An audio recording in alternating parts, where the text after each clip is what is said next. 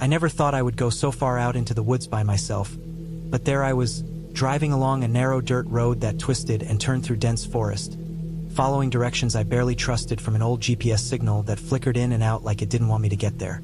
The cabin had been advertised as remote, rustic, and peaceful, and I had convinced myself that I needed exactly that. A place far from the noise of people, the glow of city lights, and the constant pull of work. I wanted quiet. I wanted time to think. I wanted nothing. That, in retrospect, may have been the first mistake. The sun was already low on the horizon when I arrived. The road ended at a small clearing, and there it sat. A 2-story log cabin, dark brown with moss growing along the roof and a thin wisp of smoke curling lazily from a stone chimney. The driveway was uneven and rutted, overgrown in parts, and it seemed that no one had come this way in a long time. The forest pressed close on all sides, tall pine trees and thick underbrush forming a natural wall. My car seemed too loud for the silence, and when I turned off the engine, the world went quiet in a way that almost made me shiver. I told myself it was peaceful. It was supposed to be peaceful. I grabbed my bags and walked up to the cabin. The door opened easily. It hadn't been used in a while, and the lock was old and rusted. Inside, the air was cold and dry, smelling faintly of wood smoke that had long since died out. Dust coated the floorboards in thin layers, and cobwebs clung to the corners of the ceiling. It wasn't unlivable. It had an old wood stove, a small kitchen, and a tiny bathroom. A few pieces of furniture were scattered around. A small table, 2 chairs, a bed with a thin mattress, and a chest that looked like it hadn't been opened in decades. I set down my bags and started unpacking, trying to ignore the creaks in the floor and the way shadows stretched long across the room. The first night, I slept fitfully, waking often to strange noises. The soft scuttling of small animals across the floor, the whistle of wind through cracks in the cabin, and once, a sharp thud outside, though I couldn't tell exactly where it came from. The next day, I decided to explore. The cabin sat near a small stream, and a narrow footpath led through the forest. The trees were thick, their branches heavy with needles that smelled of resin and earth. I walked slowly, taking photographs of the moss and the way sunlight streaked through the canopy, convincing myself that this was why I had come, to capture something untouched and beautiful. But even in the day, the forest felt alive in a way that was different from the city. Every snap of a twig, every rustle in the leaves made me flinch. I kept hearing things, footsteps that didn't match my own, whispers of movement just beyond my sight. But I told myself it was animals, maybe squirrels or deer. The forest had always made noises, and I was just noticing them now. By the 3rd day, things started to feel off. I noticed that some of my supplies had shifted, even though I was certain I had left them in order. My water bottles were no longer lined up neatly on the counter, and one of my boots had been nudged slightly out of place. At first, I thought I was imagining it, attributing it to the wind or small animals. But then I started hearing more than small noises. At night, there were scratches on the wooden walls, faint at first, almost like fingernails dragging along the surface. The sounds were random at first, but gradually, they became more regular, like something or someone was circling the cabin. I didn't tell anyone. I hadn't even told anyone I was coming here, so there was no one to check in with. I told myself I was tired, my mind playing tricks after days of isolation. On the 5th day, I decided to check the perimeter. I walked the length of the clearing, taking in the undergrowth and listening. The forest was quiet, eerily quiet. No birdsang, no insects bast. Even the wind seemed muted. That's when I noticed the footprints. They were faint, but unmistakable, pressed into the soft earth around the cabin. They weren't mine, and they weren't animal prints. They were human. I stared at them for a long time, feeling my stomach tighten. They led from the edge of the tree line to the back of the cabin and then disappeared into the underbrush. I felt my pulse quicken. There was no one supposed to be here. I was alone. At least I thought I was. That night, the noises got worse. The scratching at the walls became louder, and for the first time, I heard something like breathing, slow, deliberate, close. My bed felt like it was in the middle of a cage, every shadow in the room growing thicker and heavier. I tried to stay calm, telling myself it was the wind again, the old wood of the cabin contracting in the cold air. But when I opened my eyes, I thought I saw movement in the corner of the room, a shape indistinct and low pressed against the wall. I froze, heart hammering, and after a few moments, it disappeared. I told myself I had imagined it. I had to have imagined it. The next morning, I found the back door unlocked. I was almost certain I had locked it the night before. There were no signs of forced entry, but dirt tracked into the cabin suggested someone had been there. Panic set in, a slow, creeping realization that I was not alone. I packed what I could carry quickly and considered leaving immediately, but then I realized my car was still in the clearing, and the dirt road I had driven in on was long and winding. If anyone was hiding out here, they could easily intercept me before I got to the main road. I had to be careful. I had to plan. Over the next day, I stayed inside, moving as little as possible, checking all doors and windows, locking what I could, and listening. The scratching and footsteps continued, unrelenting, like a predator testing the boundaries of its territory. Every time I thought I was safe, I heard it again, just outside, circling, patient.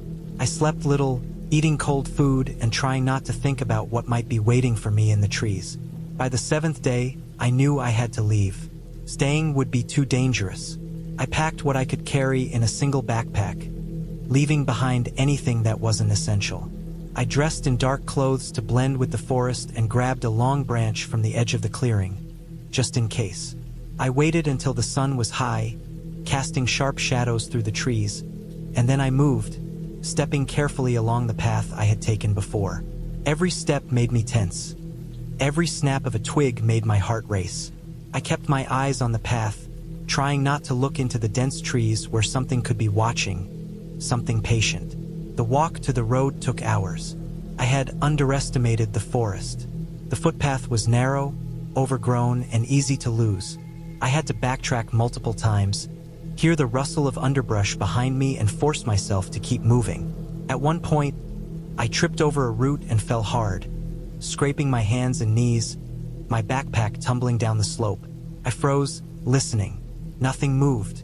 After a long moment, I gathered myself and continued. I felt eyes on me constantly, though I never saw anyone. The forest felt alive in a way that was hostile, pressing, dangerous. I had no choice but to keep going. Finally, after what felt like an eternity, I broke through the trees onto the dirt road. Relief flooded me. The road was empty, just as it had been when I arrived. I ran the last stretch to my car, hands shaking as I fumbled with the keys. The engine roared to life, and I drove away without looking back, my mind replaying every sound, every shadow, every detail of the cabin and the surrounding forest. I didn't stop until I reached a gas station, miles away, in the small town I had passed on the way in. I sat in the car for a long time, hands gripping the steering wheel, staring at the dark road behind me. I didn't know who or what had been at the cabin, only that it had been real and that it had been dangerous. My supplies were gone, my week wasted, but I was alive. That's what mattered.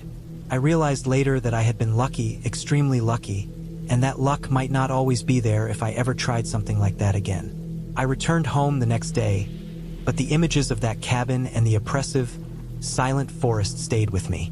I avoided the woods for months, replaying every moment in my mind. I couldn't explain it fully.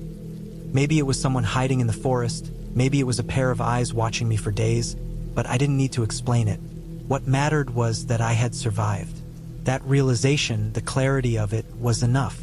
It reminded me that the world could be quiet, peaceful, and beautiful, and it could be dark, patient, and dangerous, all at the same time. And sometimes, survival isn't about understanding. It's about moving, staying calm, and leaving before the danger closes in completely. I never went back to that cabin. I never will. But the memory of it, the sound of footsteps circling outside in the dark, the smell of old wood and wet earth, and the weight of being watched alone in the wilderness, it stays with me. And I remember it whenever I go into the woods, because it taught me something I can't forget. Being alone in the wild is never truly being alone, and safety is never guaranteed.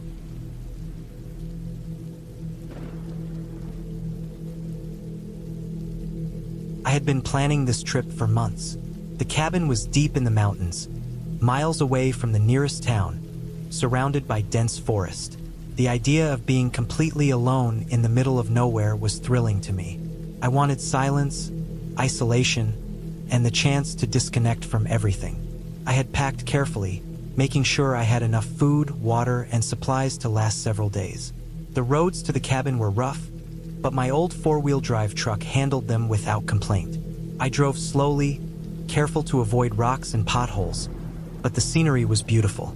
Tall pines towered above me, their needles forming a soft carpet on the forest floor. Streams crossed the narrow road, glistening in the early evening light. The air smelled like pine and damp earth, clean and crisp. By the time I reached the cabin, the sun was dipping behind the mountains, leaving long shadows across the trees. The cabin itself was small, wooden, and looked like it hadn't been used for a while. The wood was weathered and gray, and the roof had a few missing shingles. I had checked online that it was available for rent, and the owner assured me it was safe, but seeing it in person made me feel a little uneasy. The surrounding forest was quiet, almost too quiet. I didn't see any signs of wildlife, and the silence felt thick, almost heavy.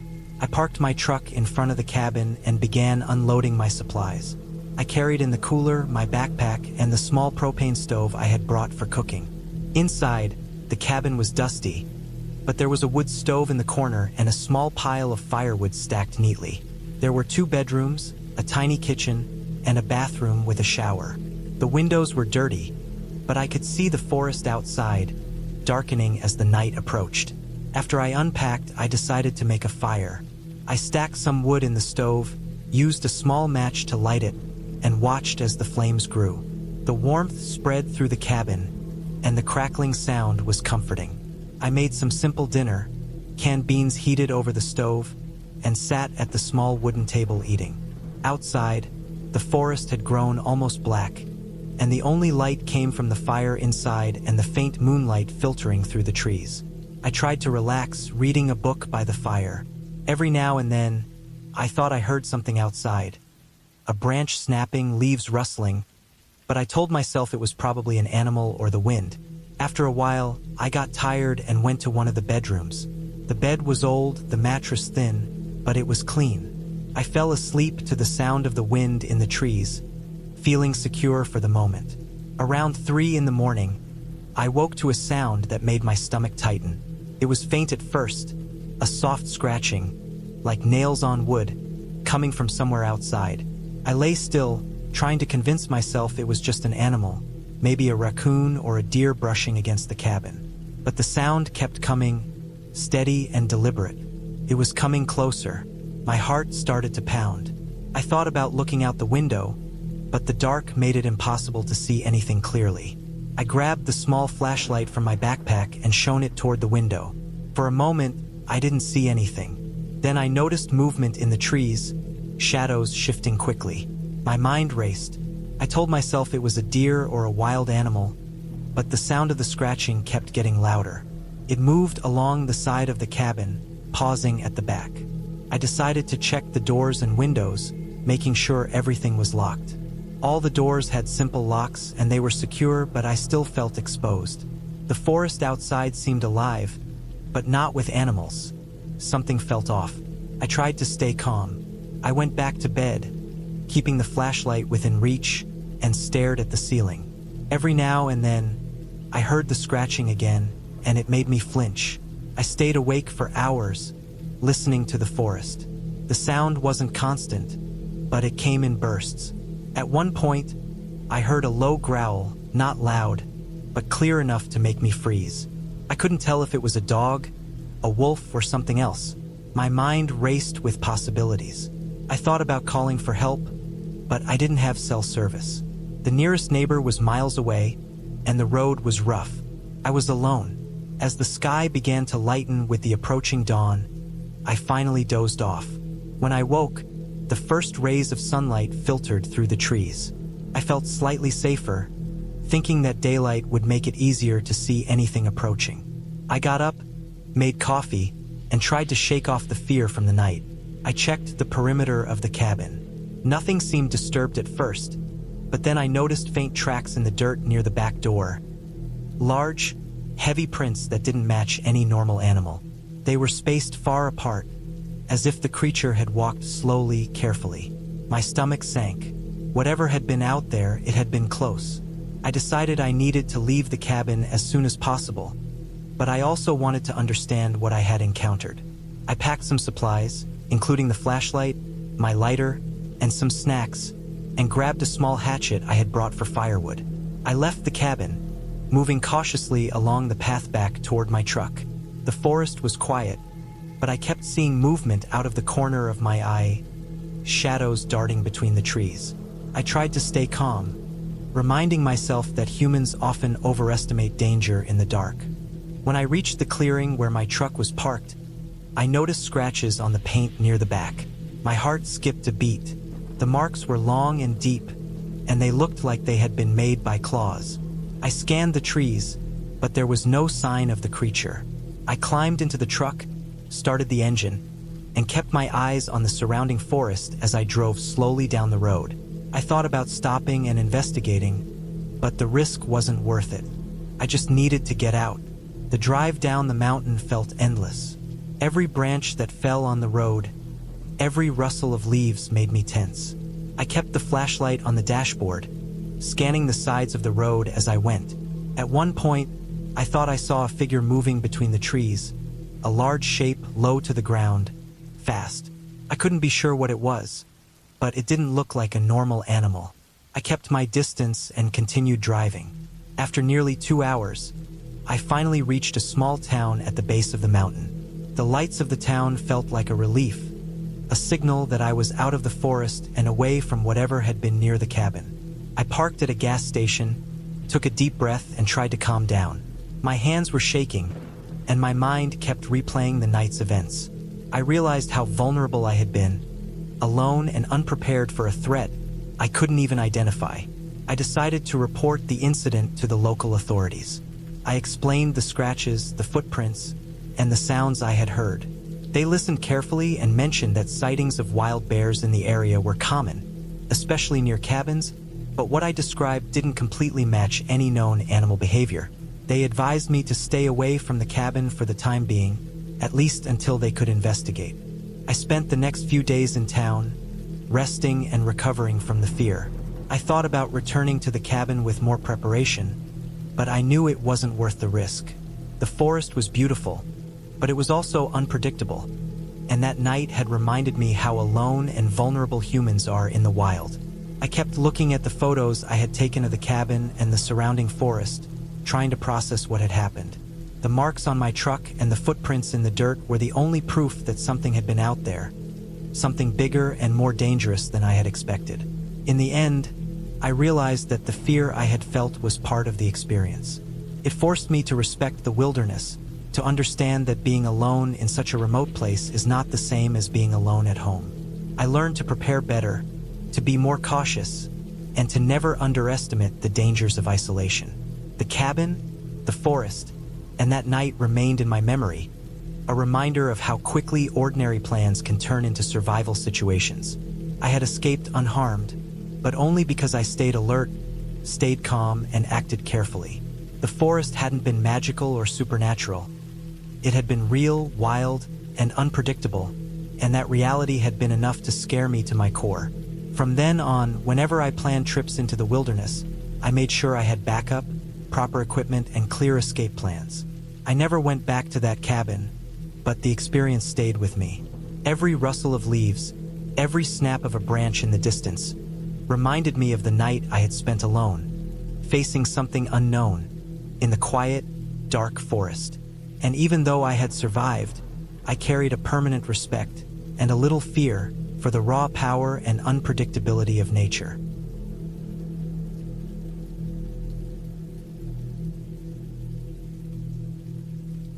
I had been planning this trip for months, thinking it would be a quiet escape from the city, a place to finally rest and disconnect. The cabin was deep in the woods, miles away from the nearest town, and accessible only by a narrow dirt road that wound through dense forest. The pictures online made it look idyllic, small, sturdy, with a stone fireplace, a woodpile stacked neatly outside, and a tiny porch with a view of the surrounding pine trees. I imagined myself sitting there with a cup of coffee, listening to the wind rustle through the branches and the occasional bird call, completely alone. That idea of solitude was what had drawn me in, and I was convinced it would be peaceful. I arrived just before sunset. The last stretch of road had been rough, full of potholes and covered in fallen leaves. By the time I reached the cabin, my car was coated in mud, and my hands were stiff from gripping the steering wheel. The sun was low, casting long shadows across the forest floor, and the air was crisp and cold. I parked in the small clearing beside the cabin and stepped out, stretching my legs and taking in the silence. There was no sound of traffic, no distant hum of electricity, nothing but the wind and the creaking of trees. It felt like stepping into another world, one completely removed from the chaos I had left behind. The cabin was exactly as I had imagined. The wooden structure was dark and aged, but well kept. I opened the door and was greeted by the smell of old wood, faintly musty but comforting. Dust coated the floorboards, but it wasn't thick. The fireplace dominated one corner of the main room, and a small kitchen area was tucked along one wall. A narrow staircase led to a loft where the bedroom was. I set my bag down and immediately started unpacking. I had brought food for a week, enough water, warm clothes, and a few books. I wanted to be prepared for anything. Even though I had thought of this as a retreat, there was a small voice in the back of my mind warning me that being so isolated carried its own risks. Night fell quickly. I started a fire in the fireplace, the crackling warmth filling the cabin as darkness pressed against the windows. The isolation I had imagined as peaceful suddenly felt heavier. I could hear the forest outside as if it were alive, branches scratching against each other, the wind shifting, the soft patter of small animals moving through the underbrush. I told myself it was all normal, part of nature, but I couldn't shake the feeling of being watched. The first few days passed uneventfully. I explored the small area around the cabin during the day, walking along a narrow stream and climbing a few small hills to get a view of the surrounding forest. The landscape was beautiful, almost hypnotic in its calm, but it also reminded me how alone I was. Each night, I would return to the cabin and light the fireplace, cook a simple meal, and sit with a book or my journal. I kept the windows closed after dark, but I could still hear the forest moving, always present. On the fourth night, something changed. It was after midnight, and the fire had died down to embers. I had been lying in the loft trying to sleep when I heard it, a sound unlike the usual rustling of leaves or animal movement. It was a deliberate sound, sharp and soft at the same time, like something heavy scraping against wood. My heart jumped. I froze, straining my ears. There it was again, coming from outside the cabin. I told myself it was probably a branch or some animal, but instinctively, I got up and moved to the window. The moon was hidden behind clouds, and the clearing was dark. At first, I saw nothing, just the shadows of trees shifting with the wind. Then I noticed a figure. It wasn't moving much, just standing near the edge of the clearing, partially hidden behind a tree. My stomach dropped. The figure didn't seem human at first, just a dark shape. But then I realized it was a person, crouching slightly, still. I blinked and rubbed my eyes. When I looked again, they were gone. I stayed awake the rest of the night, pacing the loft, checking the windows, listening. Every small sound made my chest tighten. The snapping of twigs, the distant howl of a coyote, the creaking of the cabin itself. I had thought I could handle isolation, but this was different. Someone was out there. I didn't know who or why, but the fact that I had seen them, even for a moment, was enough to send a chill through me that nothing else could match. The next day, I was on edge. I considered leaving, but the dirt road had gotten muddy from recent rain, and I didn't want to risk getting stuck far from help. I tried to stay busy, stacking more firewood, checking the locks, and walking around the perimeter of the cabin. Nothing seemed out of place, but the unease lingered. I found footprints in the soft mud near the edge of the clearing, partially washed away by rain but clearly human. They didn't match my own, and they led into the trees, away from the cabin.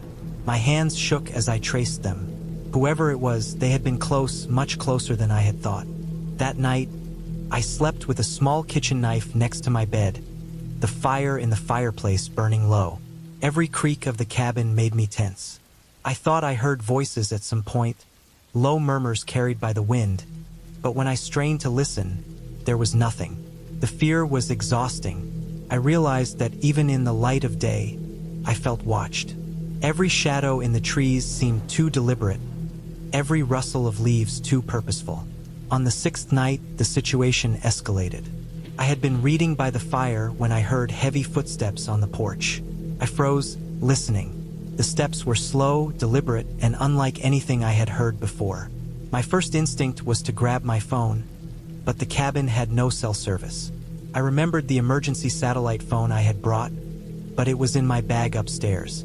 I debated staying put and hiding, but the footsteps stopped. Then I heard something worse, the door handle rattling. I backed away, heart pounding, and grabbed the fireplace poker, holding it like a weapon. The handle rattled again, then the door gave a faint push. I was terrified. Whoever it was could open the door if they wanted to. I considered calling out, but I knew it would do no good, and it could provoke them. Instead, I ran to the loft, locking the bedroom door behind me, and stayed pressed against it, listening. The cabin groaned around me, but the door held. I didn't sleep at all that night. The next morning, I inspected the cabin carefully.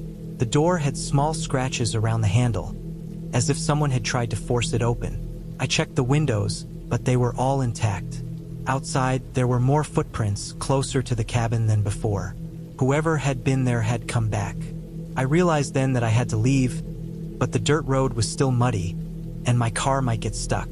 I considered walking to the main road, but that would mean traveling through dense forest with no guarantee of safety. I spent the day preparing. I gathered my supplies, made sure the fire was safely extinguished, and double-checked the locks and windows. I found some old tools in the cabin, a crowbar, a hammer, some rope, and stashed them near the door. I had no intention of fighting anyone, but I needed some sense of security. As night approached, I braced myself for another long, sleepless ordeal. I placed heavy furniture against the door and stayed in the loft, knife and crowbar within reach.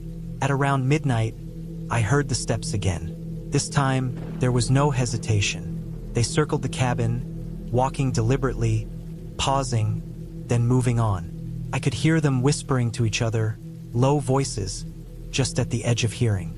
The wind carried fragments of words, but nothing clear. I stayed as still as possible, heart racing, until the sounds faded.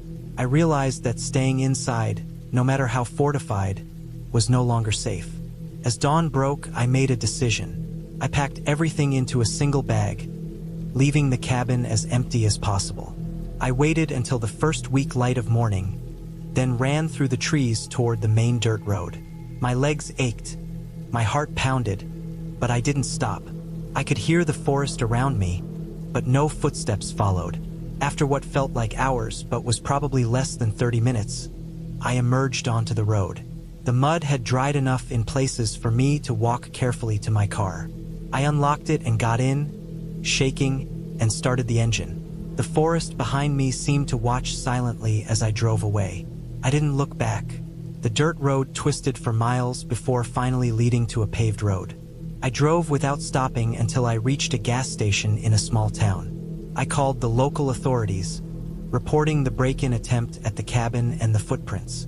They said they would check it, but I didn't wait around. It took days for the adrenaline to subside. I realized then how vulnerable I had been, how easily someone could have harmed me if I had been slower or less prepared. The experience left a deep mark. I never went back to that cabin, never attempted another remote retreat. I learned that isolation has a price, that the woods are beautiful but indifferent, and that human danger can be just as terrifying, if not more, than anything imagined. Eventually, I moved on. I stayed in cities and towns after that, in places where there were people nearby and help was within reach. I still think about that cabin sometimes, about the dark nights, the silent watcher outside, the fear that settled in my chest and refused to leave. But I also think about my own survival, the careful planning, the ability to stay calm when it mattered most, and the choice to escape rather than confront something I couldn't control. That choice saved me, and it became a lesson I carried forward. Fear is natural, but preparation and clear thinking can be the difference between life and death. I never told anyone the full story at first. People would call me dramatic, or assume it was just isolation making me paranoid. But I knew what I had faced, and I knew that the fear I felt was real. Over time, I became more careful, more aware of my surroundings, more respectful of the power of solitude. The cabin, the forest, and the person or people who had been there were all part of a reality I couldn't ignore, a reality that left me shaken but alive. And in the end, that clarity, that sense of survival, became a strange kind of relief, a clear ending to an experience that could have ended very differently. I never returned to the forest, but I carry the lessons with me every day. I learned how fragile safety can be when you are alone, how easily the familiar can become dangerous, and how important it is to respect both nature and people when you step into a place far from others. It's a lesson I will never forget, and one that has stayed with me, etched in my memory like the footprints I once traced in the mud outside that cabin.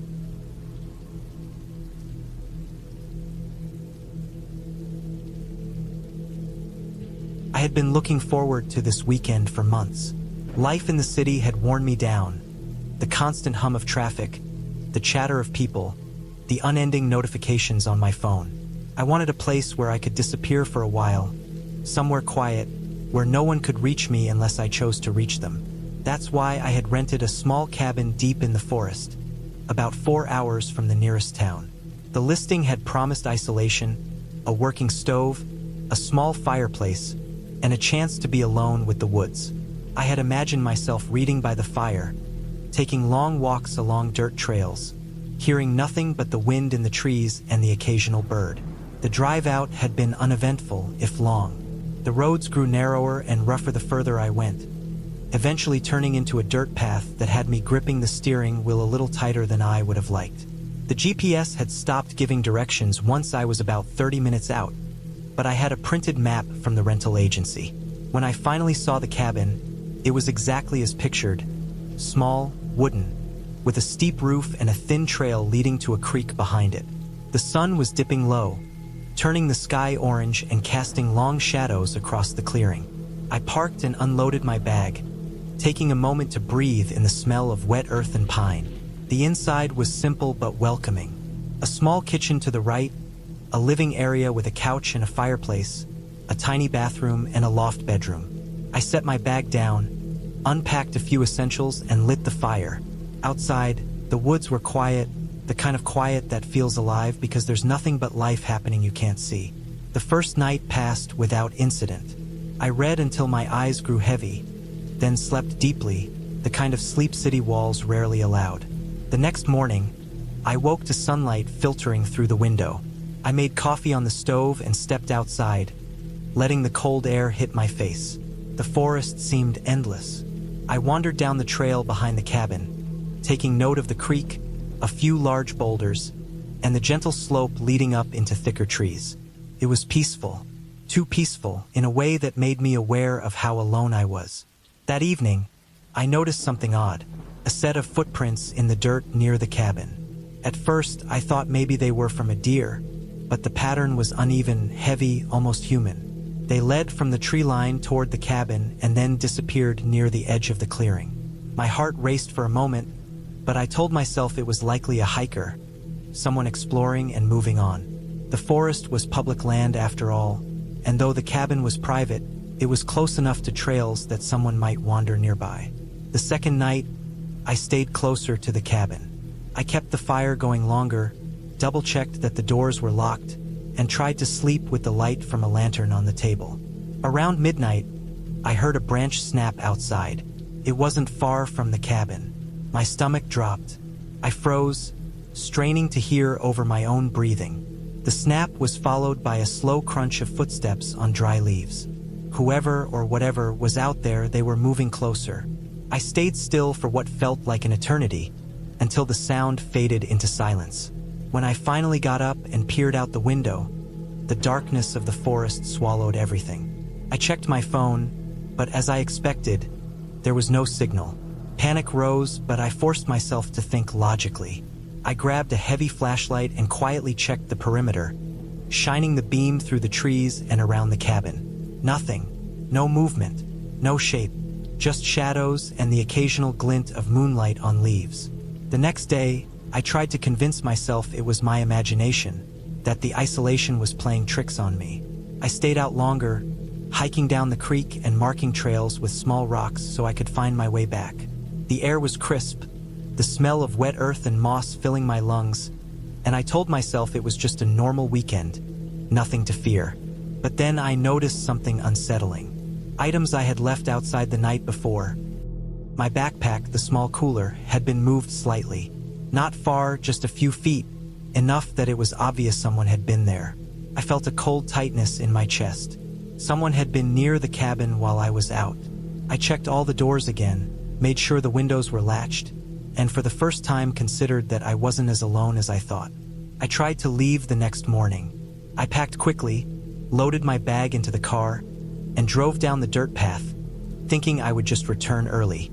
But the trail I had driven in on was blocked by a fallen tree, one that clearly hadn't been there before. I got out to inspect it. Someone had cut it cleanly with a saw. My heart sank. My only route out had been deliberately blocked.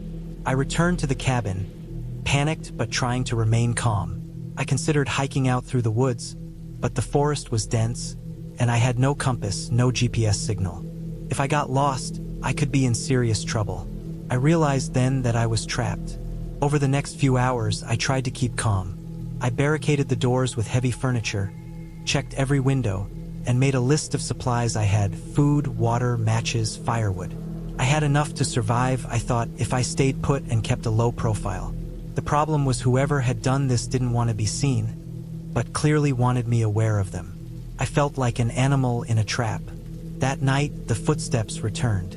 Louder this time. I could hear them circling the cabin, crunching over leaves and snapping branches.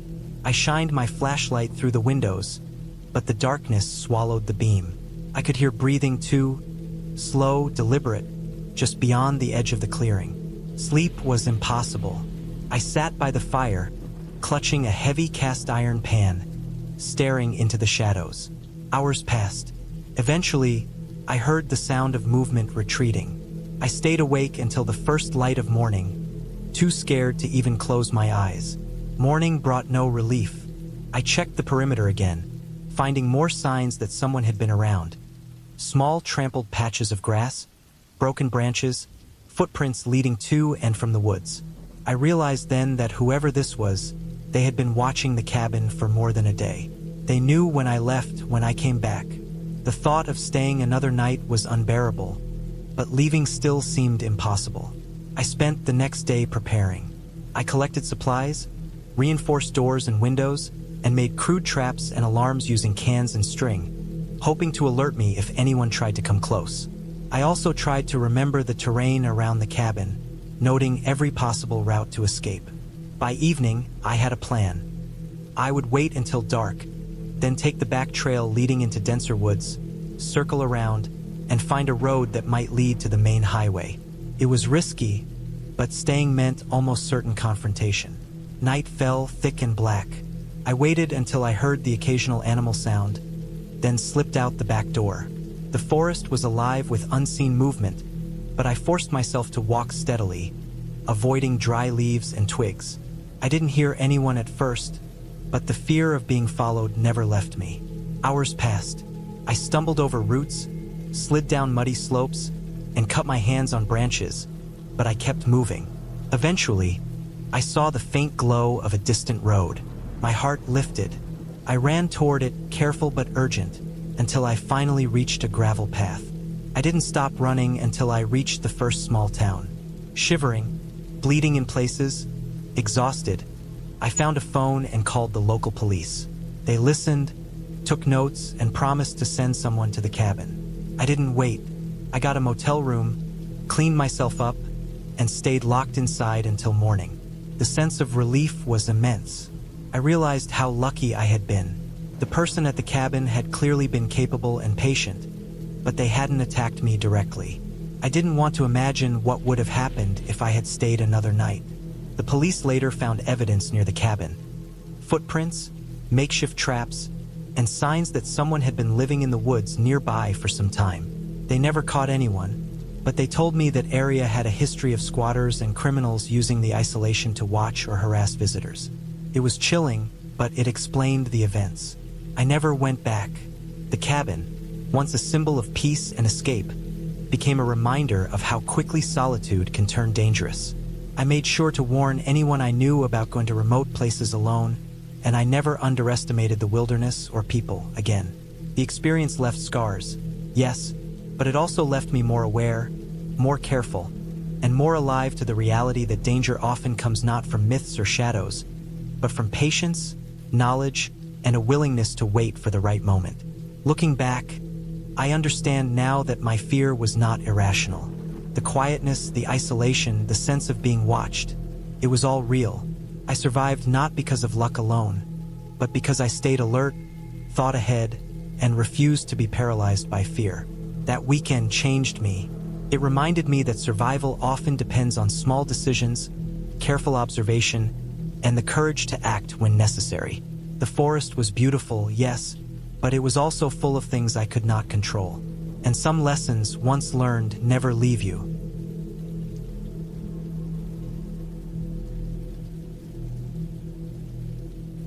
I had always loved the idea of getting away from everything, even if only for a few days.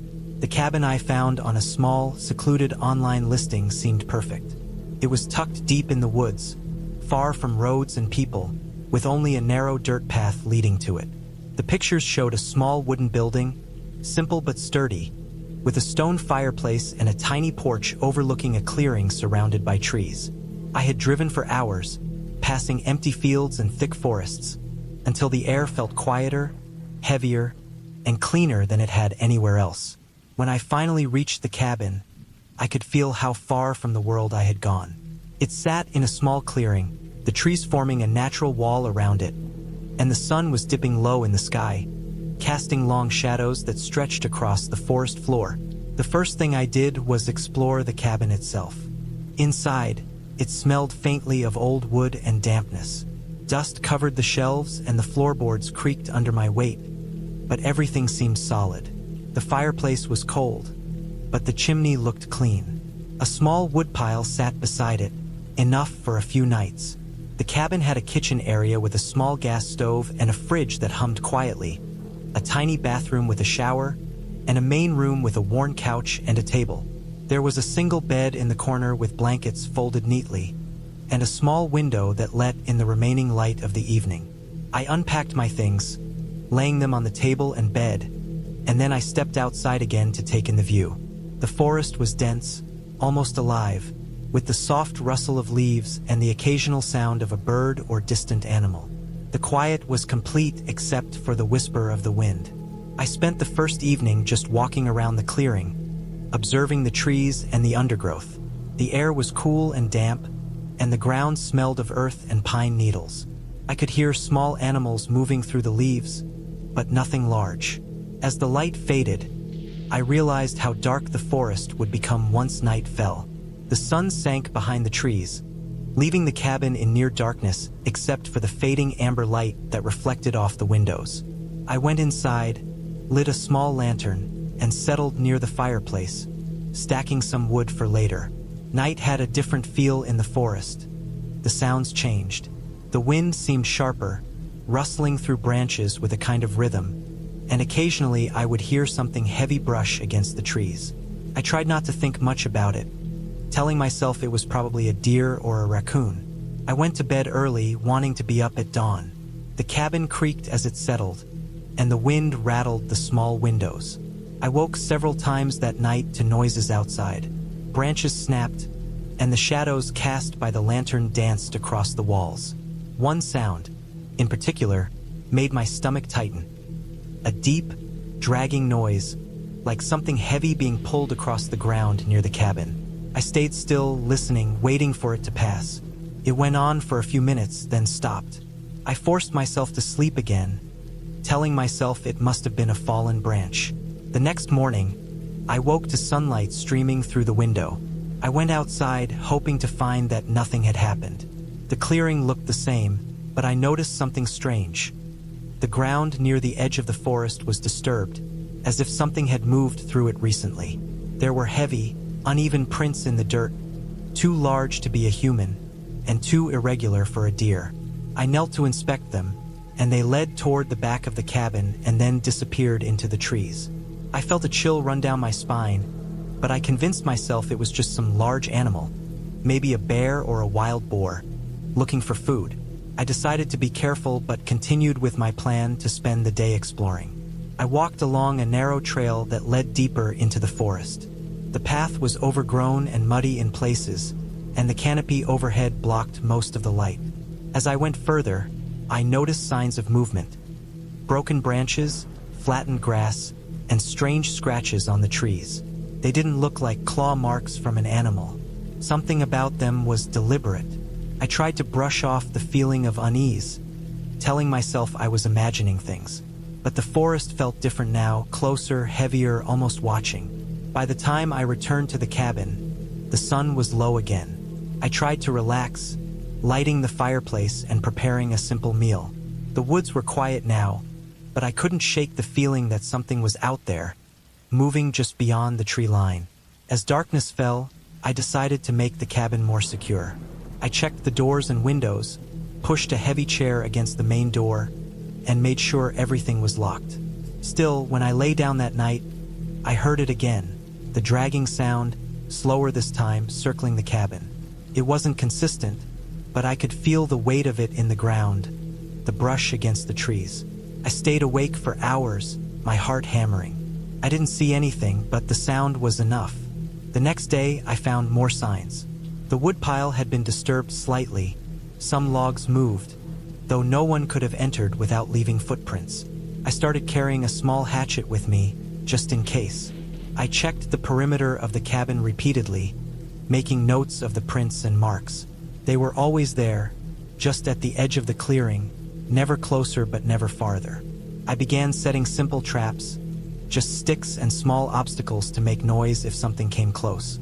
I also moved all my supplies indoors, fearing that whoever, or whatever, was watching might try to get them. By the third day, I realized that I wasn't alone in the forest.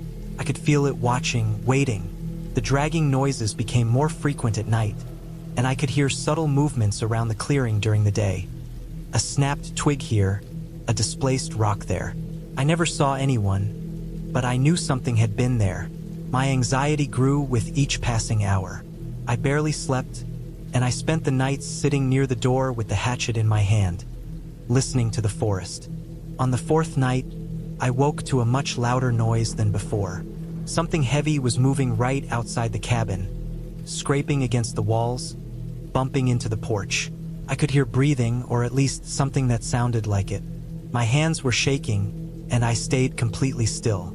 The sound moved around the cabin slowly, methodically, then stopped.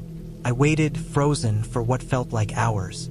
Finally, the sounds receded, leaving only the wind and my own ragged breathing. I realized that staying in the cabin was no longer safe.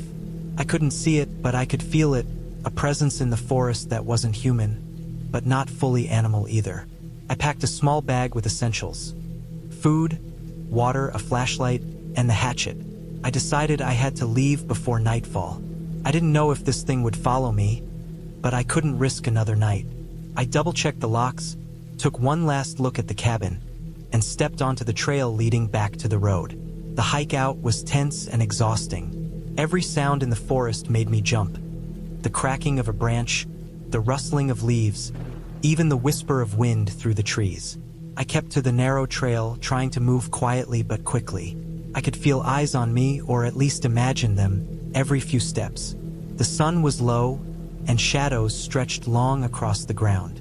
I forced myself to keep going, one foot in front of the other. Eventually, after what felt like hours but was probably closer to 2, I reached a clearing and saw the faint outline of a road through the trees. I ran, my legs burning, until I reached the dirt road. I didn't stop until I saw a car in the distance. I flagged it down, explained quickly that I had been lost in the forest, and was taken back to a nearby town. I stayed there for the night, finally able to sleep with some sense of safety. The cabin was abandoned when I later returned to report it to the authorities. They found no evidence of anyone else living there. No traps, no people hiding in the woods. Only the marks in the dirt, the dragged branches, and the feeling of something unseen. I never returned to that area. Even now, months later, I think about the cabin. I remember the smell of the forest, the cold air, and the way the shadows moved at night. I remember the sound of something heavy scraping across the ground, circling, watching, never fully revealing itself. And though I try to dismiss it as fear and imagination, I know that whatever was there, it was real and it was patient. I was lucky to leave when I did. The forest keeps its secrets, and some of them are not meant to be found.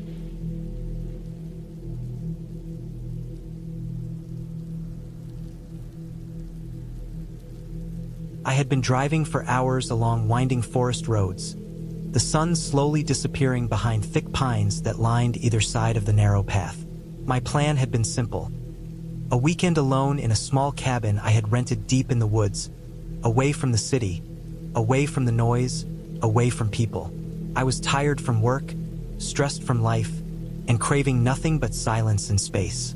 The map the owner had sent was simple enough, but the roads were rough, the signs scarce, and the fading light made it harder to navigate. At some point, I realized the GPS on my phone had lost signal completely, leaving me with nothing but a paper map and the memory of directions I had glanced at hours before. The cabin appeared suddenly, tucked between a slope of trees and a small clearing. It was small, older, with a wooden porch that creaked under the weight of years and weather. I parked my car on the uneven dirt path, stepped out, and immediately noticed the silence. Not the quiet of a sleeping town, but a deep, almost suffocating silence that seemed to press down from every branch above me. I carried my bag inside, the air inside the cabin cool and musty, smelling faintly of wood polish and lingering dampness. It was simple, just a small living area, a fireplace, a kitchen with basic appliances, and a single bedroom in the back. I set my things down, lit a small fire in the fireplace, and took a deep breath. I had planned to spend the evening organizing my gear, making coffee, and just sitting quietly to watch the forest darken through the windows. The logs crackled and popped, giving a small, comforting warmth. Outside, the wind picked up, rattling the window panes, but inside I felt safe, cocooned from the dark and the cold. I had been in the cabin for maybe an hour when I first heard it. The faint sound of footsteps outside, not in the gravel or on the road, but in the forest just beyond the clearing. At first, I tried to dismiss it. Maybe an animal, maybe the wind knocking branches together.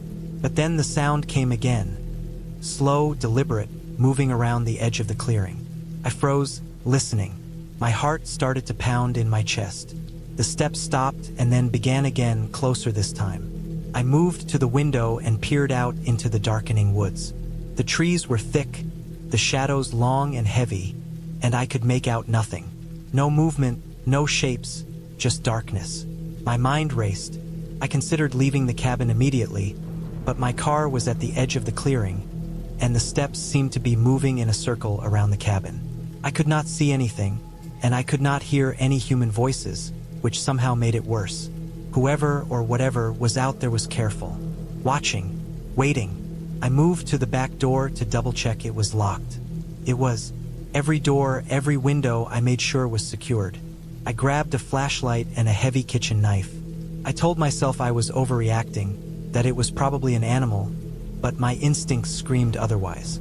The steps outside had stopped again. Silence. Absolute, suffocating silence. Then came a sound that made my stomach drop.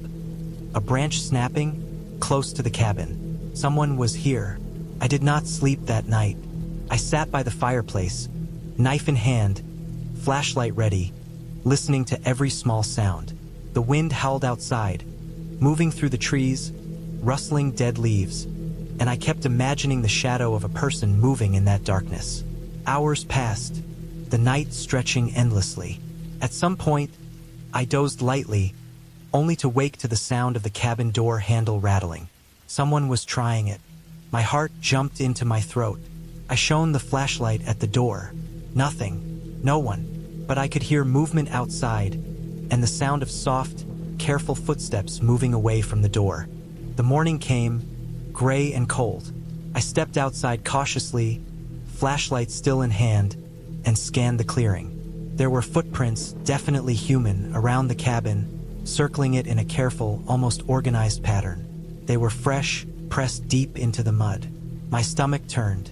Whoever had been here was real, and they had been close. I checked the locks again, made sure nothing was left unsecured. Then I decided I could not stay in the cabin any longer, not without taking action. I needed to leave to get help to make sure I was safe. I drove slowly down the forest road, eyes constantly scanning for movement. Every rustle of leaves made my heart leap. Every shadow between the trees looked like a person watching. I drove for a while until I reached a small town, where I stopped at a gas station to call the owner of the cabin and report what had happened. The owner seemed concerned, though I did not catch all the details. There was someone else staying in the area, perhaps poachers or trespassers, and the forest around that cabin had a reputation for people taking advantage of its isolation. I returned to the cabin a few days later, this time with the local sheriff. They searched the area thoroughly and found signs of a camp someone had set up a short distance away, hidden deep in the trees. They confirmed there had been people watching the cabin, likely waiting for someone alone and vulnerable. Nothing violent had happened, but the risk had been real. The sheriff advised me not to return alone and explained that the forest's isolation made it an attractive spot for trespassers who counted on people not being aware. In the end, I decided not to rent the cabin again. I had wanted solitude and peace, but the experience taught me something valuable. Being alone in the wilderness comes with risks, and awareness is crucial. I kept the cabin's key for a while, thinking I might return one day with friends or with proper precautions, but the memory of that night, the quiet, the footsteps, the sense of being watched, never left me. It stayed with me as a reminder to respect the isolation of nature and to never underestimate how vulnerable you can be when the world falls silent around you. Over time, I found other ways to enjoy nature without risking my safety. I went on guided hikes, camped in well-populated areas, and made sure someone always knew where I was. The forest was beautiful, but it was also unpredictable. I learned to enjoy it without ever being blind to the dangers. The fear I had felt that night was real, but it had changed me, sharpened my senses, and forced me to think clearly and act decisively. I walked away from that cabin wiser, more cautious, but still in awe of the quiet, dark woods and the lessons they silently taught. Even years later, I could picture the cabin in that clearing, the shadows between the trees, and the footprints in the mud. I never returned alone, and I never will, but I carry the experience with me, a story of fear, awareness, and survival. A reminder that real danger does not need ghosts, monsters, or fairy tales to be terrifying. Real danger is quiet, patient, and very human.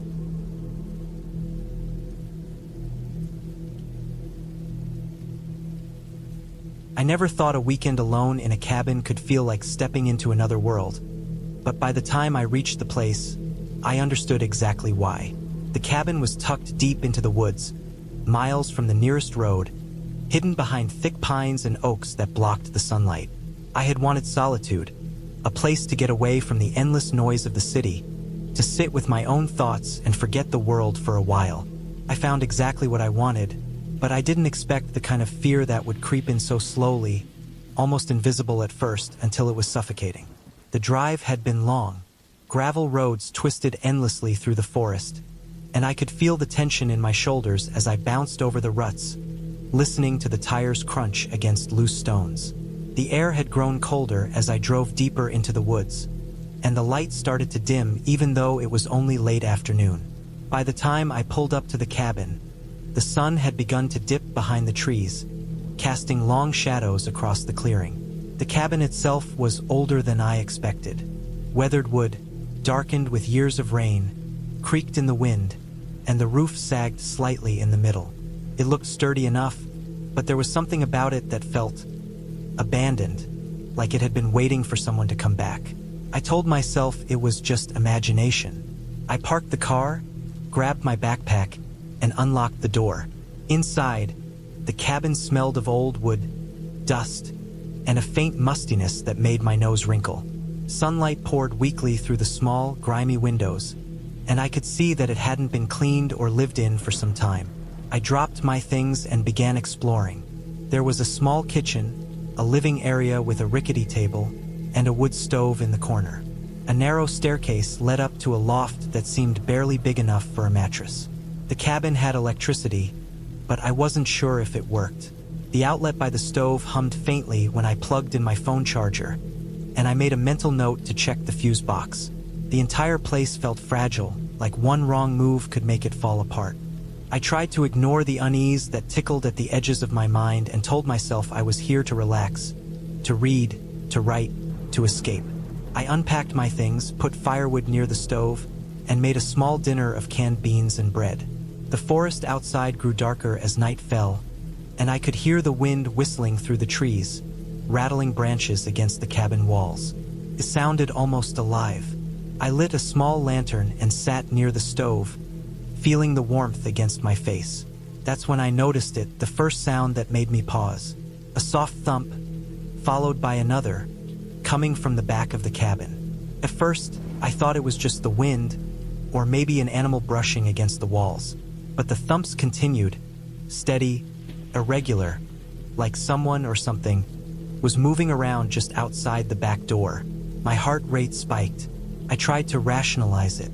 A deer, maybe, or a raccoon. The forest was full of animals. But the sound didn't match anything I had ever heard outside. It was heavier, slower, deliberate. I stood and walked toward the back door, every step cautious on the creaking floorboards. I opened the door a crack and peered out into the darkness. The clearing was empty. Trees swayed with the wind, shadows moving like dancers across the ground. Nothing was there. I let out a breath I didn't realize I was holding and closed the door. Still, I couldn't shake the feeling of being watched. Every noise, the wind, a branch snapping, a bird taking off, made me jump. I tried to keep busy. I checked the fuse box. The electricity worked, but the lights flickered occasionally. I stacked more firewood near the stove and made sure the windows were latched. Night settled fully over the forest, and the cabin felt smaller, like the walls were pressing in on me. I decided to sleep in the loft. The stairs creaked under my weight, and I tried not to think about how thin the railing was. I lay in the small loft, listening to the night. The thumping had stopped, replaced by softer, subtler sounds. Footsteps? No, more like scraping, like nails on wood. My chest tightened. I told myself it was my imagination. After all, the forest was full of sounds. I eventually drifted into a restless sleep. I woke in the middle of the night to the sound of the door handle rattling. My stomach dropped. I froze, straining to hear. The handle stopped. Then, a low, deliberate knock against the door. I could hear it clearly now, 3 slow raps. Someone was outside. My mind raced. This wasn't the sound of an animal. It was human, but I was miles from anywhere. The nearest neighbor was over 10 miles away. I didn't move, couldn't. My phone was charging, useless in my panic. I thought about calling for help, but the idea of stepping outside into the dark forest, facing whatever was out there, froze me even more. The knocking continued, slower now, deliberate, rhythmic. I could hear my heartbeat in my ears. Then it stopped. Silence. I didn't dare move. Minutes stretched into what felt like hours. Eventually, I convinced myself the person had left. I mustered the courage to peek through a window. The clearing was empty. The shadows of trees stretched long and black across the ground. Nothing moved. I breathed, shakily, and went back to the loft, trying to tell myself it was someone lost in the woods, or maybe a prankster. Morning came slowly. The sunlight was pale through the grimy windows, and the forest seemed quieter than usual, almost too quiet. I stayed inside, checking the perimeter from the windows. Nothing. No footprints, no signs of movement. Just the untouched forest, as if no one had been there at all. I decided I couldn't stay another night. I packed quickly, grabbing my essentials, and made a careful plan to leave. I double-checked the doors, making sure they were locked as I stepped outside. The air was cold and crisp, the forest smelling of wet leaves and earth. I didn't stop walking until I reached the gravel road where I had parked my car. My hands shook as I unlocked it and started the engine. As I drove away, I kept glancing in the rearview mirror, half expecting to see someone standing in the trees, watching me. But the forest remained silent, still, unbroken. I didn't look back again. I never went back to that cabin. Later, I learned from the local ranger that the area had a history of trespassers and occasional squatters, people who would live in abandoned cabins without permission. No one had been caught in years, but locals warned hikers about strange noises and shadows in the woods. I realized then that what I had experienced wasn't supernatural. It was real and dangerous. Someone had been in or near that cabin, and I had just been lucky. I started taking precautions for any future trips, always letting someone know where I was going, checking local ranger reports, never camping or staying in isolated cabins alone without backup. The fear I felt that night stayed with me, a constant reminder of how small and exposed I can be in the woods.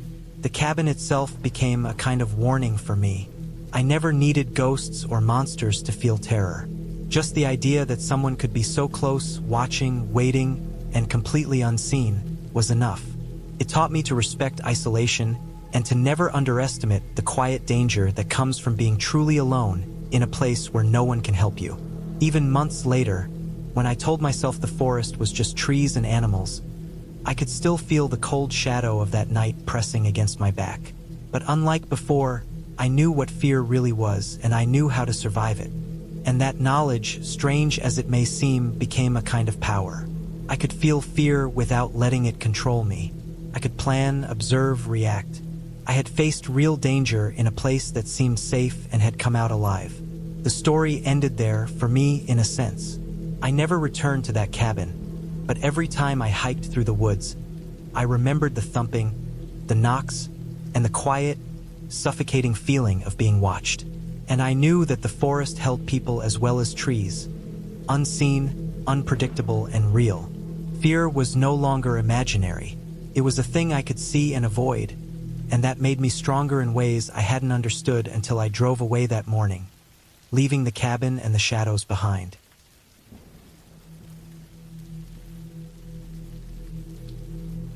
I had been looking forward to this trip for months. My life in the city was a constant blur of noise, stress, and people I didn't really know. When I finally got the chance to take a week off, I decided to escape to a cabin deep in the mountains. It was advertised online as a quiet, secluded place, a real getaway from everything. I didn't know anyone who had been there, and that was exactly what I wanted. No distractions, no responsibilities, no one around to bother me. I packed enough food for the week, a couple of books, my camera, some hiking gear, and a small first aid kit. I was careful with the map and directions because I wanted to make sure I didn't get lost. The drive up the winding mountain road was longer and rougher than I expected. The asphalt ended halfway up, and the rest was dirt and loose gravel. Trees closed in around the road, thick and tall, their branches bending slightly under the weight of the autumn wind. I could feel the temperature drop with every mile. By the time I reached the cabin, the sun was low, casting long shadows across the forest. The cabin itself was small, built of dark, weathered logs, with a steep roof and a narrow porch. It looked sturdy but uninhabited for some time. I parked my car in a small clearing nearby and unloaded my things, feeling the quiet press in around me like a heavy blanket. The first night was peaceful. I lit the fireplace, cooked a simple dinner, and sat in a chair near the window, looking at the dense forest stretching in every direction. The wind made the trees creak, and occasionally, I thought I heard small animals scurrying in the underbrush. I felt calm and safe. I even took a shower in the small bathroom, the water warm and comforting, and went to bed early. The cabin was cold at night, but I had brought extra blankets. I slept well, even with the occasional snap of a branch outside. The next morning, I explored a trail nearby. It was easy to get lost if I didn't pay attention, but I had my map and compass. The forest was beautiful, with streams that ran clear and birds that were surprisingly loud for how isolated the place was. I hiked for a few hours, taking photos and noting the wildlife. By the time I returned, I felt a strange satisfaction, a sense that I was the only person who had seen this corner of the world that day. That night, something felt off. I had eaten dinner, done my usual routine, and was sitting near the fire when I noticed the front door was slightly ajar. My stomach dropped. I was certain I had locked it. I didn't rush, I just closed it, checked the lock, and double-checked it. I blamed the wind. The door was old, and the lock wasn't great. Still, I felt uneasy. I went to bed earlier than usual, lying awake for a while, listening to the wind and the forest. The following days were a mix of routine and unease. I hiked, cooked, read, and wrote a little in my notebook. Each night, I checked the locks on the door and windows multiple times. One night, I woke up around 3 in the morning to a sound that made my blood run cold. It was faint, but deliberate, a soft creak, like someone stepping on the wooden floor near the doorway. I froze, my heart hammering. I stayed perfectly still, holding my breath. Nothing happened for a few minutes, and I convinced myself it was the old cabin settling. I eventually fell back asleep, but with a deep sense of worry gnawing at me. The next day, I inspected the cabin carefully. I noticed subtle signs that something wasn't right. A cup I had left on the counter was slightly moved. A towel in the bathroom was hanging differently.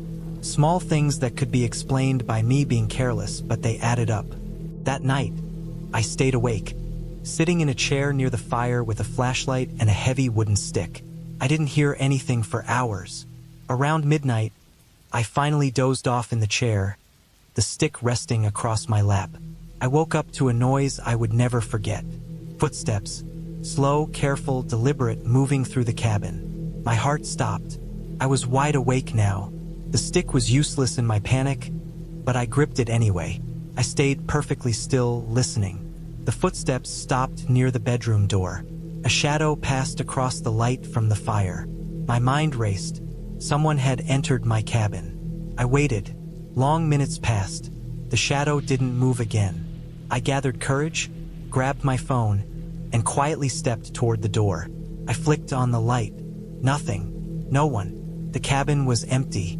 I checked every room carefully. Everything was as it should be. Nothing was missing. I realized that whoever had entered was careful, deliberate, quiet, and possibly watching me for days. I didn't sleep much the next night. I set up a series of traps I had read about online for detecting intruders. A few cans balanced on top of each other to make noise, a flower trail near the doors to see if anyone walked through. I also moved furniture to block the windows as best I could. I didn't leave the cabin that night. I stayed in the main room, sitting in a corner, gripping the stick, waiting. At around 2 in the morning, I heard it again. Footsteps, slow and careful, approaching the bedroom. The cans didn't move. The flower on the floor remained undisturbed. Whoever this was, they knew what they were doing. I felt trapped, claustrophobic, unable to breathe. My chest ached. I decided I had to act. I grabbed my phone, dialed 911, and whispered my location. I didn't know if they would get to me in time. The operator told me to stay on the line and keep safe. The footsteps grew louder, approaching the main room. I held my breath, ready to swing the stick, to fight if necessary. Suddenly, the door burst open. A man, dirty, in his 30s, wearing a hoodie and gloves, stepped in. He froze, seeing me and the phone in my hand. I swung the stick as hard as I could, connected with his shoulder. He yelled and stumbled back. I yelled at him to leave, waving the phone. He bolted toward the back door, which I had forgotten to lock. I grabbed the flashlight and hit him again as he ran past me. Then he disappeared into the woods. The operator told me help was on the way. I stayed in the cabin, barricading the doors, checking every window, until the sound of sirens broke through the forest silence. 2 police cars appeared, their lights cutting through the darkness. I ran to them, telling them what happened. They searched the area, but he was gone. I gave a full description. They told me this wasn't the first case in the area. Apparently, a man had been breaking into cabins for months, scouting people, taking small things, and sometimes worse. In the days that followed, I couldn't sleep in the cabin.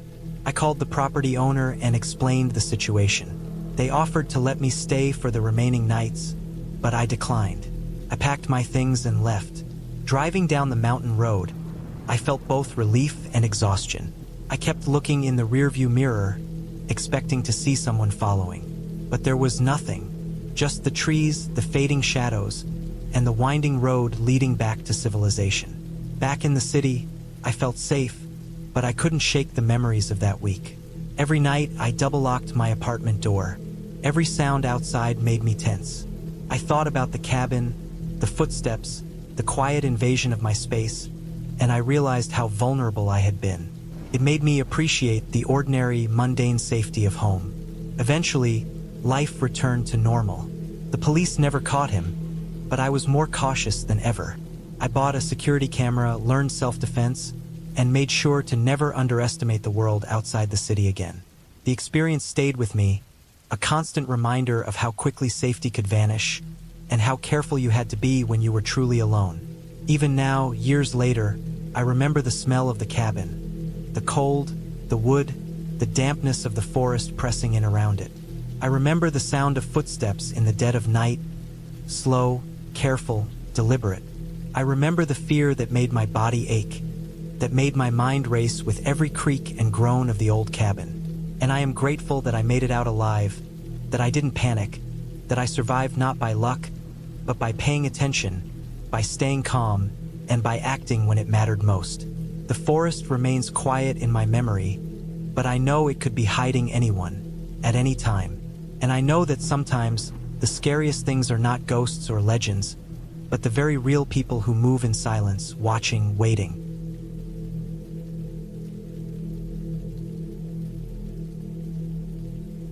I rented the cabin in late January, thinking a few quiet days alone would help clear my head. It was supposed to be simple. I'd work on some writing, cook simple meals, maybe walk around the woods a little during the day. I had been feeling drained from my job and needed time away from people and noise. The photos online made it look peaceful.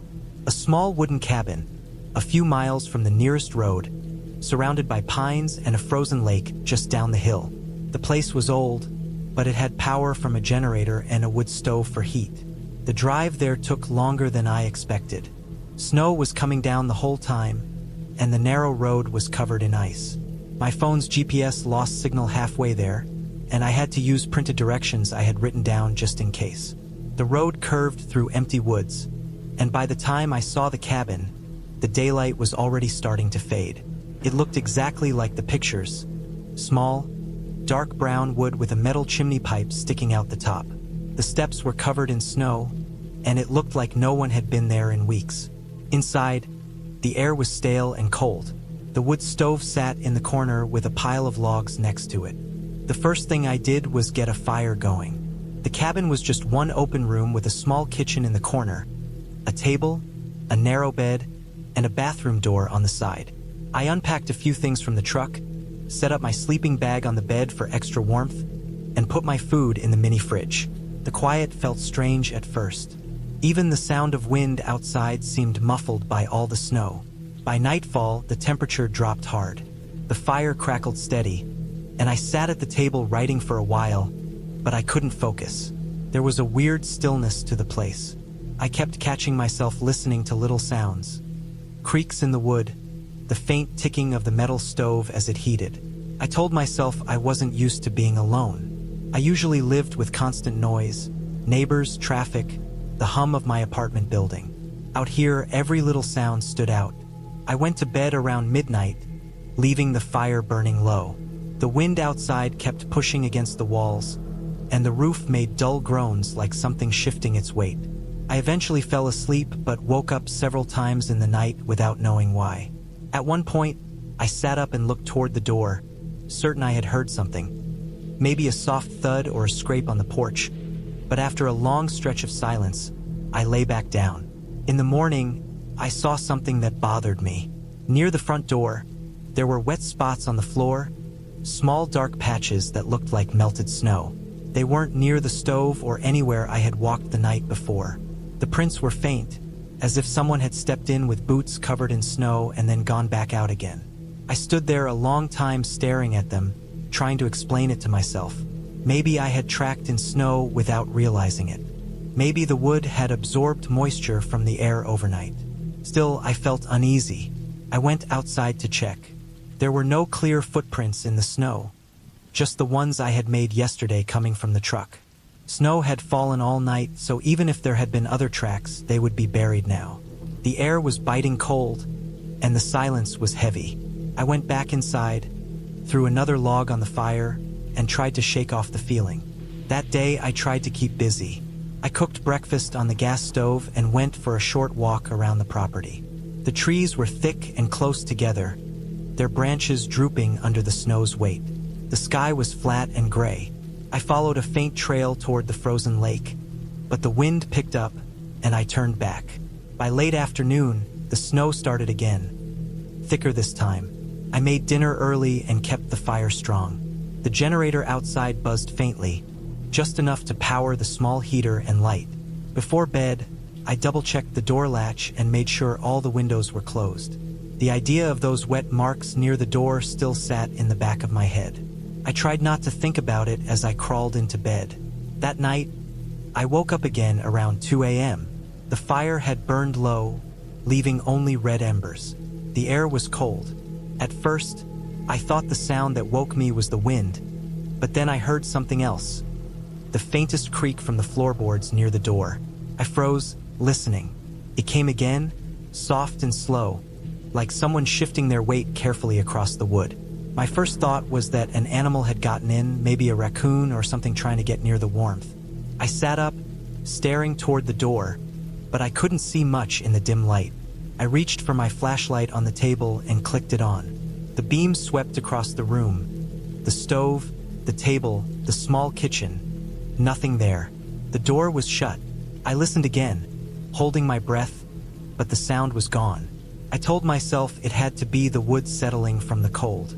I got up, threw another log into the stove, and stood by the door for a while, just listening. The only sound was the wind outside. I finally went back to bed, though I didn't sleep well. When I woke up again, the flashlight was on the floor. I didn't remember dropping it. The stove had gone out completely, and the air was freezing. I got up quickly to relight it, rubbing my arms to warm up. That's when I saw the door. It was open an inch. My stomach dropped. I just stared at it for a few seconds, thinking maybe I hadn't latched it right. I walked over, looked at the latch. It was still in the locked position. That meant the door hadn't been pushed open from inside. Somehow it had been moved from outside. I stepped out into the snow barefoot for a second and looked around. The storm had stopped early in the morning, and there was a light layer of snow over everything. I could see my own footprints clearly, but off to the side, near the corner of the cabin, there were faint depressions. Not clear prints, but enough to show that something heavier had moved there recently. I went back inside, shut the door tight, and pushed the small table in front of it. My heart wouldn't slow down. The rational part of my mind tried to find explanations. Maybe wind pressure pushed it open. Maybe the latch was old and didn't catch right. Still, the fact that I'd heard those creaks last night stuck with me. That whole day, I couldn't relax. Every sound made me look up. I kept the fire burning high and stayed inside. I read a bit, wrote in my notebook, tried to distract myself, but my thoughts kept circling back to the door. By evening, heavy snow started again. Came down so thick I couldn't see more than a few feet outside the window. The wind howled and pushed against the cabin hard enough to make it shudder. I decided to sleep with the lights on that night. The generator had enough fuel for another 2 days, so I figured it would be fine. I moved the table against the door again and stacked a few heavy logs on top, just in case. Before lying down, I checked the small back window. The snow had piled halfway up to it from the outside. I lay there listening to the storm, wide awake. The wind whistled through the cracks, and every so often there was a dull thump from something outside. A loose branch maybe, or snow sliding off the roof. After an hour or so, I must have dozed off because the next thing I remember was silence. The storm had stopped. It was completely quiet, unnaturally quiet. No wind, no ticking from the stove, nothing. The kind of silence where you can hear your own heartbeat.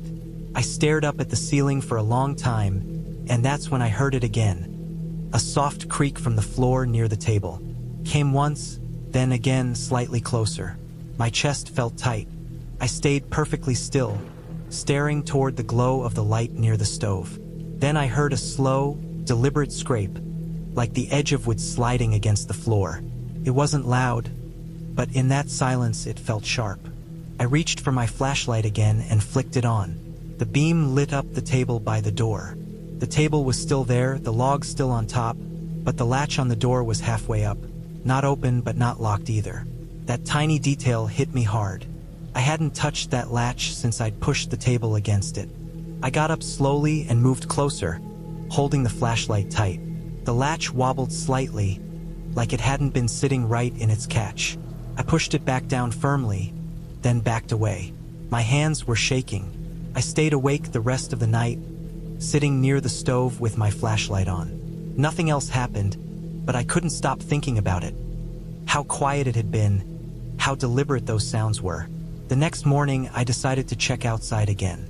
The snow was deep now, up to my knees in some places. I walked around the cabin slowly. The first thing I noticed was near the back window, a spot where the snow had been pressed down flat, like someone had crouched there.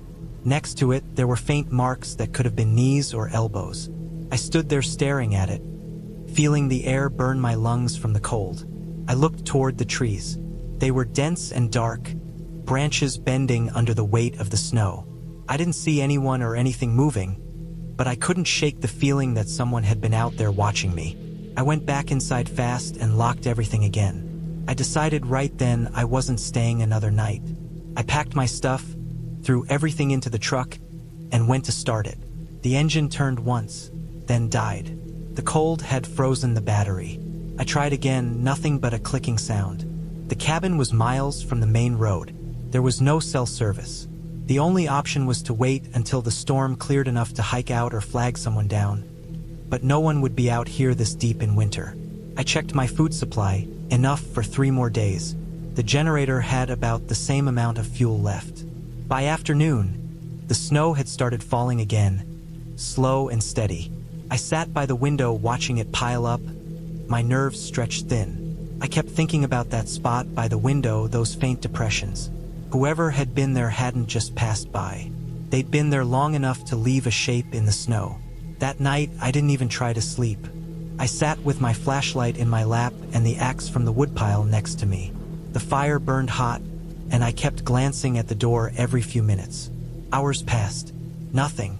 Sometime after midnight, the generator cut out. The hum stopped suddenly, leaving the room dead silent. I went outside to check it, but as soon as I opened the door, I froze. There were fresh prints in the snow, large, clear, and leading straight to the generator from the side of the cabin. They hadn't been there before. They circled the generator once, then disappeared into the trees. My breath came out white in the beam of my flashlight. I scanned the tree line, but it was just black shapes and falling snow. I ran back inside, slammed the door, and pushed the table against it again. My heart was pounding so hard I could hear it in my ears. Whoever it was had come back. They'd been close, maybe even while I was sitting inside. I kept the axe in my hand and waited for dawn. The generator stayed off and the cabin grew colder by the hour. The silence pressed down heavier than before. Every so often, I thought I heard something faint outside. Crunches in the snow, a soft scrape, like someone walking around the cabin slowly. By morning, I was half delirious from lack of sleep. The light through the window was gray and weak. I knew I couldn't stay any longer. I packed my bag, put on my boots and coat, and decided to hike to the road, even if it took all day. Before leaving, I opened the cabin door one last time. The snow outside was untouched except for the same trail of prints leading toward the trees. I followed them with my eyes until they vanished into the woods. The hike back was brutal.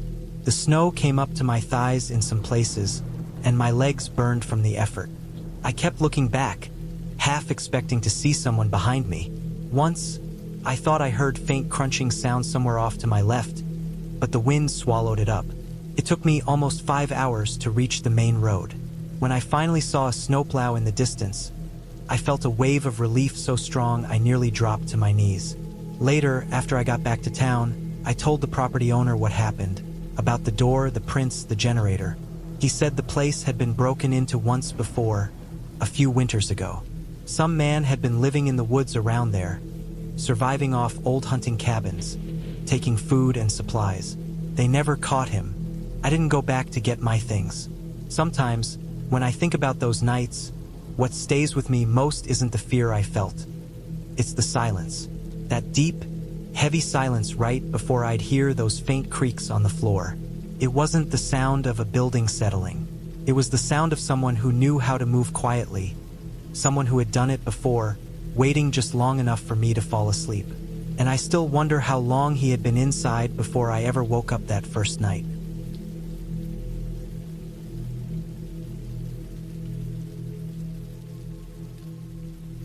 I had been looking forward to a quiet weekend alone for weeks. The constant noise of the city, the endless stream of emails, the stress of work, it all felt like a weight pressing down on me, and I desperately needed to escape. I found a cabin online, small and isolated, perched on the edge of a forest and overlooking a narrow, winding lake. The reviews were minimal but positive. People described it as peaceful, secluded, and perfect for getting away from it all. I knew that isolation could be risky, but it was exactly what I wanted. I booked it for Friday afternoon, imagining a weekend of quiet reading, long walks, and uninterrupted sleep. I drove for hours, leaving the city behind, the roads gradually narrowing and the traffic fading into nothing. By the time I reached the gravel path leading to the cabin, the sky was a soft gray, the kind that promised rain later. The cabin was smaller than I expected, made of dark, weathered wood, with a steep roof and a small porch.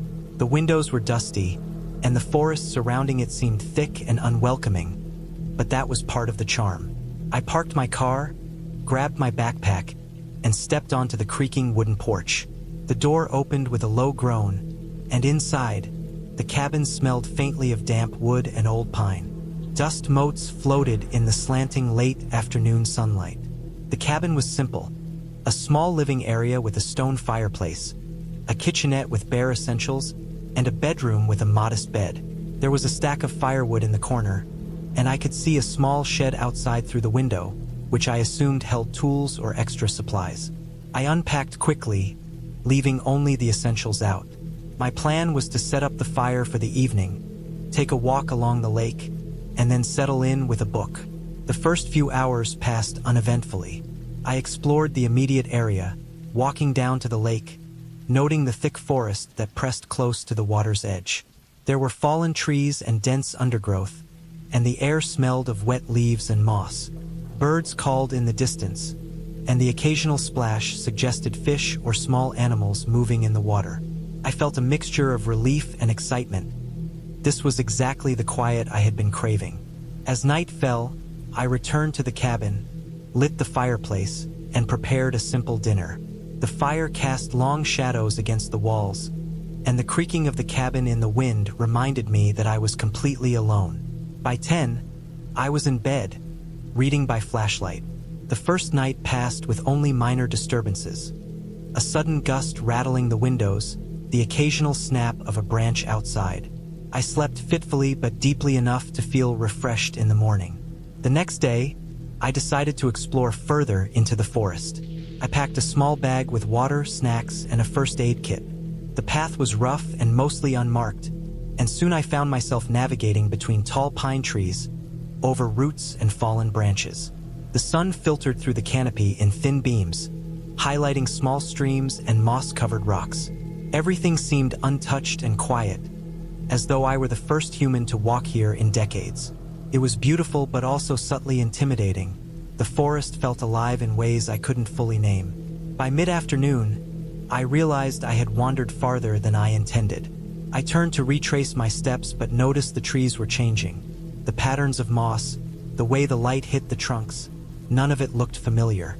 Panic began to creep in. I tried to mark my path with small sticks and stones, but every turn seemed to lead me deeper into the same indistinct forest. My phone had no signal, which I had expected, but now it felt dangerous. I kept moving, trying to follow the faint path I thought I remembered, but each step seemed heavier, slower. After what felt like hours, I stumbled upon a narrow creek, its water dark and still. I followed it, hoping it might lead me back to the cabin or at least to a larger landmark. As the light faded, the forest became harder to navigate. Shadows lengthened, and the sounds of the forest, birds, insects, the occasional rustle of small animals, suddenly felt menacing. Every crack of a branch or distant splash made my heart leap. I reminded myself to stay calm. Panic was dangerous, but I couldn't shake the feeling that something was off. Eventually, I found a small clearing and decided I had to wait for daylight. I built a small fire using damp sticks and leaves, doing my best to make smoke without flame. I huddled near it, trying to remain visible and warm. The night was long. Every sound, the wind through the trees, the distant rustling, the creak of branches, kept me on edge. I imagined all sorts of possibilities, none comforting. By the time the first light of dawn filtered through the trees, I was exhausted and on edge. I spent the next morning carefully retracing my steps, using the creek as a guide. It took hours, but eventually I recognized familiar trees, the slope of the land, and finally the faint outline of the cabin in the distance. Relief washed over me when I saw it. It had seemed impossibly far away, but it had been only a few kilometers. I approached cautiously, glancing over my shoulder. Everything looked as it had before. Quiet, undisturbed, almost too still. Once inside, I realized how drained I was. I cleaned up the small cuts and scratches from my time in the forest and made a hearty meal. I spent the rest of the day close to the cabin, exploring only the immediate area and carefully noting landmarks. The sense of danger that had been building in the forest lingered, and I was acutely aware that I had been lucky to find my way back. The forest, beautiful and serene in daylight, felt entirely different in the shadows. I could no longer underestimate it. That night, I slept in the cabin without fear, or at least without the acute, crawling fear from the previous night. I felt safe behind its wooden walls. I spent the next morning preparing to leave, packing my things carefully. I made a point to mark the trail leading to the cabin for the future, thinking about how easy it would have been to get lost forever. I drove back down the gravel path with a heightened sense of awareness, appreciating every small detail of the world I had been away from. Roads, houses, the distant hum of civilization. I reflected on my experience often after returning to the city. Being alone in the forest was not a fairy tale. It was real, and it was dangerous. The fear I had felt was grounded in reality, in the isolation and the sheer unpredictability of nature. I understood now that solitude, while beautiful, came with responsibility and vigilance. I would return to the cabin one day, but never without careful preparation and a deep respect for the wilderness. The experience left me changed, calmer in some ways, aware of the fragility of life in others, and with a memory that would remind me forever that even in the quietest places, there is a power far greater than any one person.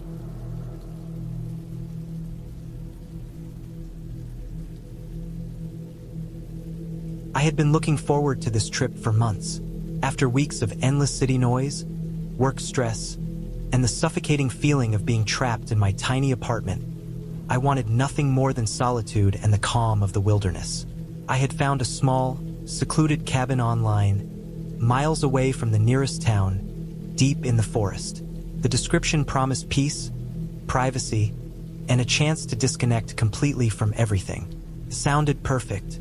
I drove for hours along winding roads, the landscape gradually changing from suburban sprawl to dense trees, until finally, I reached a narrow dirt path that led to the cabin. The sun was already low in the sky, casting long shadows between the trees, and the quiet felt heavy, almost alive. The cabin itself was modest, built from dark, weathered wood with a small porch that looked out over a clearing. A woodpile sat neatly stacked on the side, and smoke curled lazily from the chimney. I parked my car on the edge of the clearing and stepped out. The air was cool and smelled faintly of pine and damp earth. I could hear the distant chirping of birds and the rustle of leaves, but no human sounds at all. It was the kind of quiet that makes every little noise, like the snap of a twig underfoot, seem louder than it should. I carried my backpack inside, noting the small kitchen with basic appliances, a living area with a simple sofa, and a bedroom with a bed that looked surprisingly comfortable. The cabin had electricity, but no Wi-Fi, which was exactly what I wanted. I spent the first hour unpacking, setting up my things, and making myself comfortable. Outside, the sky darkened, and the shadows in the clearing grew longer and more tangled. I decided to light the fireplace. The crackling of the flames was comforting, and for a moment, I felt a sense of security, like I was in a small, insulated bubble, separate from the world. I made a simple dinner, ate quietly, and then sat by the fire, watching the light flicker across the walls. The wind picked up outside, making the trees sway and creak, and for a while, I simply listened to the sounds, feeling the deep, almost tactile presence of the forest. As night fell completely, the darkness outside the cabin became thick, almost oppressive. I could hear animals moving just beyond the clearing. Small rustles at first, then louder thumps, as if something heavy was walking through the undergrowth. My imagination started to fill in shapes in the shadows outside the window, and I had to remind myself that it was just deer, raccoons, or other forest creatures. I checked the locks on the doors, ran my fingers over the heavy latch, and assured myself that I was safe. Still, a knot of unease had formed in my stomach, and I couldn't shake the feeling that I wasn't entirely alone. Sleep came fitfully. The wind had risen to a howl, rattling the windows and making the trees slap against each other. Every so often, I thought I heard a footstep or the soft crunch of leaves near the cabin. At first, I convinced myself it was just the wind moving something loose, a branch or a rock. But then, there was a sound at the door, a deliberate, slow tapping, like someone testing the lock. My heart jumped. I froze, listening, straining my ears over the roar of the wind. The tapping came again, more deliberate this time, 3 short raps. I told myself it had to be an animal, a raccoon, or maybe a bare paw hitting the wood. Still, I couldn't ignore the fear that someone might actually be there. I stayed frozen, waiting, the firelight trembling across the room as the wind gusted, and eventually, the tapping stopped. I didn't sleep much after that night. Every sound, every rustle made me jump. I checked the doors repeatedly, even barricading one with a chair just in case. During the day, I explored the surrounding forest, trying to convince myself that nothing dangerous was around. The forest was dense, the trees so close together that sunlight barely touched the ground. I kept imagining eyes watching me between the trunks, and I constantly reminded myself that I was alone. The first day passed without incident, but the tension lingered. On the second night, something changed. I had been sitting by the fire, reading a book, when I heard it again, the slow, deliberate crunch of footsteps outside. But this time, it wasn't a light step. It was heavy, purposeful. Someone, or something, was circling the cabin. My stomach tightened as I realized the sounds weren't random. I moved to the window, peering through the darkness, but all I could see were the silhouettes of the trees swaying in the wind. The sound of footsteps stopped suddenly, as if whoever it was had noticed me watching. Then, something hit the side of the cabin, a heavy thud that made the whole wall shiver. My heart raced. I grabbed my phone, even though I had no signal, and considered my options. There was no one for miles, and if something happened, no one would know. I went through my supplies, looking for anything I could use to defend myself. I had a small camping knife, a heavy flashlight, and a hatchet near the fireplace. I decided to stay awake the rest of the night, keeping the fire burning and listening for any sounds. Hours passed slowly, each minute stretching into eternity.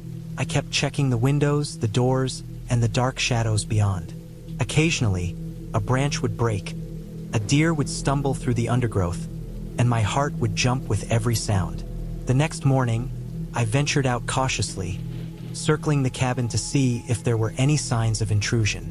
There were strange marks in the dirt, deep footprints, larger than mine, pressed into the soft soil around the cabin. They were uneven, sometimes close to the door, sometimes disappearing into the forest, only to reappear on the other side of the clearing. Panic started to settle in. This was no animal.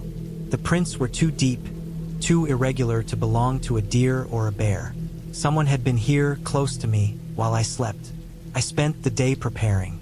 I reinforced the doors and windows, piling furniture against weak points, and made a rough weapon from the hatchet and a broken chair leg. I stayed near the center of the cabin, never leaving sight of the doors. The rest of the day passed in tense silence. When night fell, I lit the fireplace again and waited, listening. That night, the footsteps returned. Slow, deliberate, circling the cabin, occasionally pausing at the windows. I stayed still, barely breathing, and waited for any sign of aggression. Hours passed, the sound of footsteps weaving between silence and movement. Then I heard something I hadn't expected. The voice of a man, low and muttering, so quiet that I almost thought I imagined it. It was coming from outside, moving closer to the front door. My mind raced. I couldn't call for help. There was no one for miles. I had to rely on my own instincts. I stayed hidden, gripping the makeshift weapon, until the first light of dawn. When I finally ventured outside, the clearing was empty, but the footprints were all around the cabin, circling multiple times. There was a smell too, faint but unmistakable. Smoke from a small fire, like someone had been sitting out there through the night. I realized that whoever it was, they had been watching me, waiting for the right moment. Fear twisted in my stomach, but I knew I had to get out. I packed my things as quickly and quietly as I could, making sure to leave nothing that could give away my plans. I waited until the sun was higher, then ran to my car, constantly checking the trees for movement. The forest seemed to watch me, shadows stretching like fingers. When I finally reached the car, I started the engine and drove away as fast as I could, the gravel road rattling beneath me. I didn't look back. Even when the trees thinned and the forest opened into familiar roads, I kept driving. It took hours before the tension started to ease, hours before the knot of fear in my stomach loosened. When I finally stopped at a gas station in a small town, I felt almost dizzy with relief. I called the police, explaining the situation as best I could, and they told me they would check the area. Weeks later, I received a call. They had found evidence of someone else living near the cabin. A small, hidden campsite in the woods, complete with makeshift shelters and signs that someone had been observing the cabin for months. No arrests had been made, but they confirmed my fear. I had not been imagining it. Someone had been watching, waiting, and I had been lucky to leave when I did. Even now, months later, I can't think about that cabin without feeling the tight, cold grip of fear. The isolation that once promised peace had turned into something terrifying. I realized that the wilderness is not always a refuge. Sometimes it can hide dangers that are patient, careful, and real. And sometimes, the scariest part isn't the dark or the forest. It's knowing that someone else is out there, somewhere, watching, waiting, and capable of far more than you can imagine.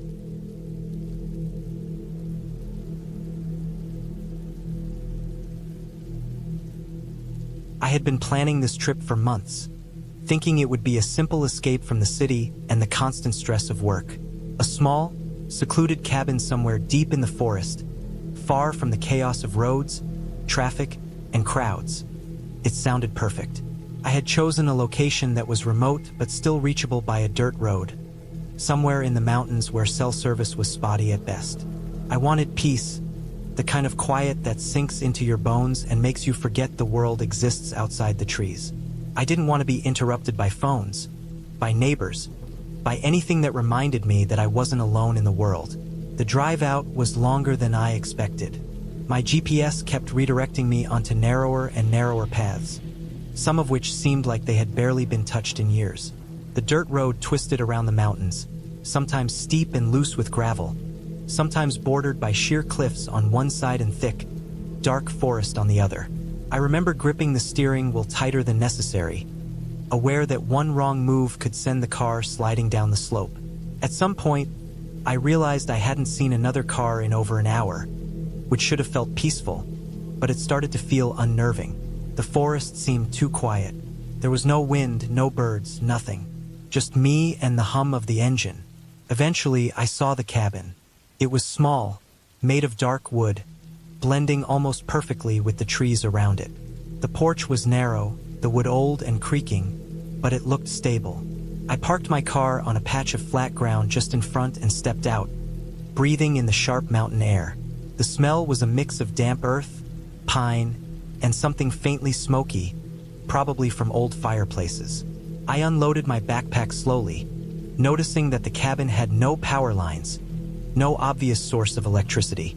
I had come prepared with a lantern and a small camping stove. I had expected isolation, but this was more than I imagined. Inside, the cabin was dark, with thick wooden walls that made the space feel smaller than it looked from outside. Dust covered the surfaces, and there were cobwebs in the corners. The furniture was sparse. A small table, 2 chairs, a bed that looked like it hadn't been used in years, and a wood stove in the corner. There were shelves with a few cans of food and some jars of dried goods, but nothing else.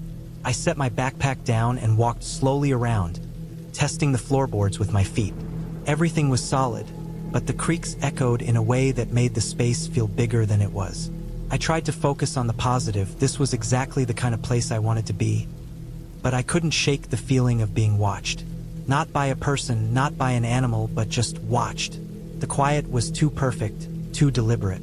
I unpacked my things and prepared a simple dinner, using the camping stove to heat some soup and boil water.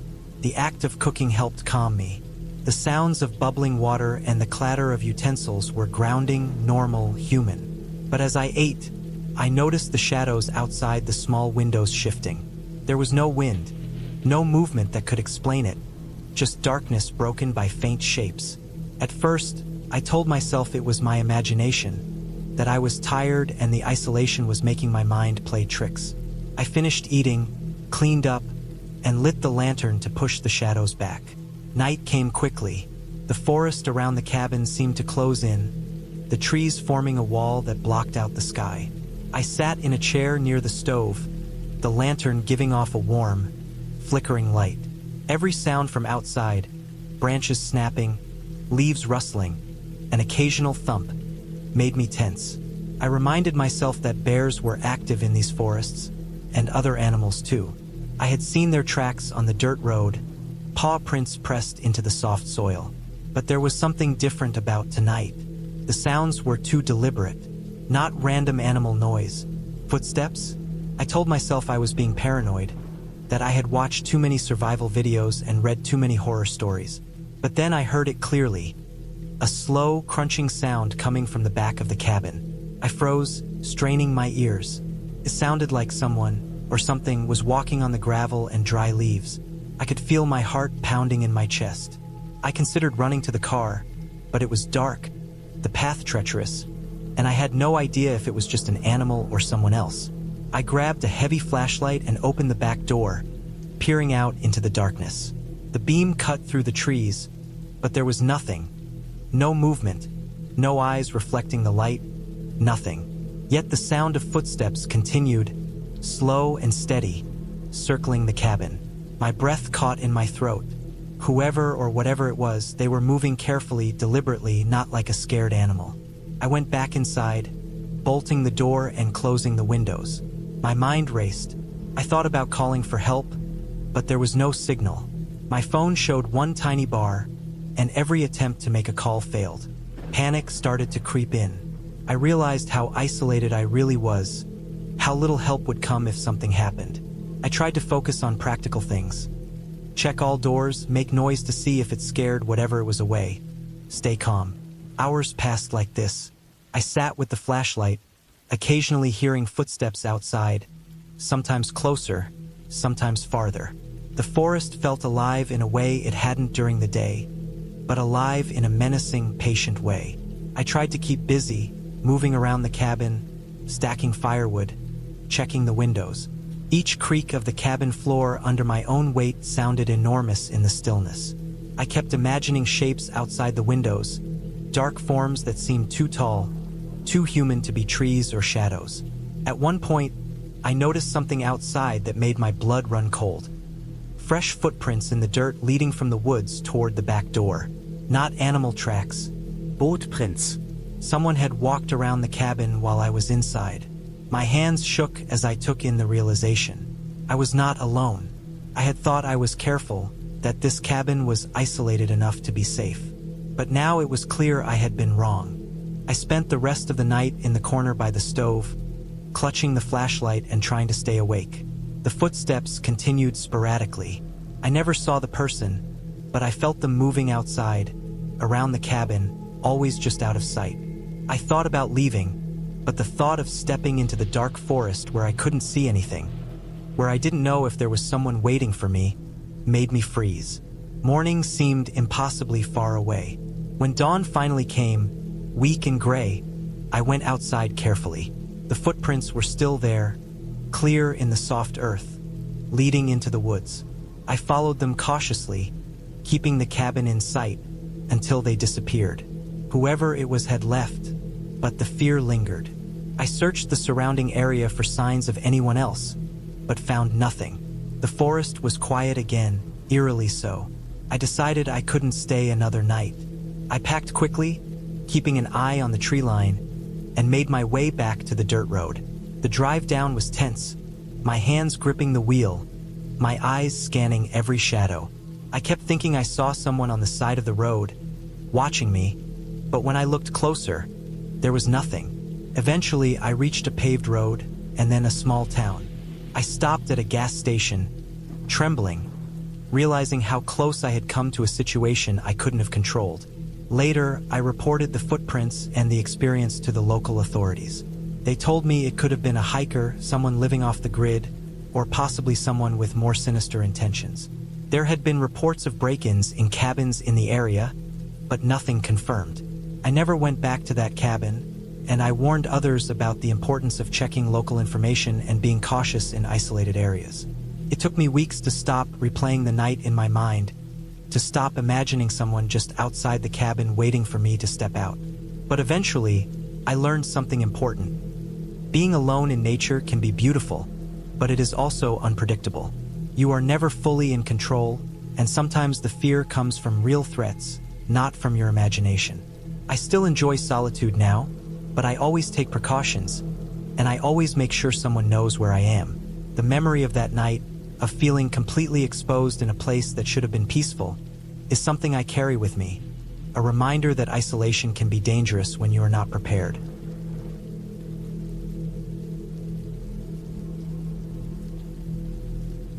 I had been planning the trip for months. The idea had been simple at first. Escape the city, disconnect, and spend a few days alone in a cabin deep in the forest. I needed silence, space, and some breathing room from the endless hum of traffic, emails, and responsibilities that seemed to follow me everywhere. The cabin itself wasn't far from the nearest dirt road, but far enough to feel completely isolated, hidden among dense trees and hills that rose and fell like the waves of a green ocean. The directions I found online were minimal but precise. The owner mentioned it was accessible by a small, uneven path and that once there was no cell service for miles. That part excited me. No calls, no interruptions. Just me, the forest, and the quiet hum of nature. I arrived in late afternoon. The sky was clear, a pale orange fading into pink, the kind of light that draped over the landscape in a soft, almost unreal way. I had parked my car at the edge of the forest, where the gravel ended and a narrow trail began. The cabin was roughly a mile down the path, tucked behind a cluster of old pines. Carrying my backpack and supplies, I walked with a slow, deliberate pace, taking in the smell of pine, damp earth, and moss. The path was uneven, covered with fallen leaves and the occasional gnarled root that threatened to trip me if I wasn't careful. I passed over a small wooden bridge that crossed a creek, the water running clear and cold, carrying the smell of mud and wet rocks with it. The sound of the creek followed me, a constant, gentle murmur in the otherwise silent forest. When I first saw the cabin, it struck me as exactly what I needed. It was modest, built from rough-hewn logs that had weathered into a gray-brown shade over the years. The roof was steep, shingled, with a thin layer of moss creeping along the edges. A small porch jutted out from the front, and the windows were small, with glass slightly fogged by age. There was a woodpile stacked neatly on one side, and a rusted metal bucket near the door that seemed to have been used for water at some point.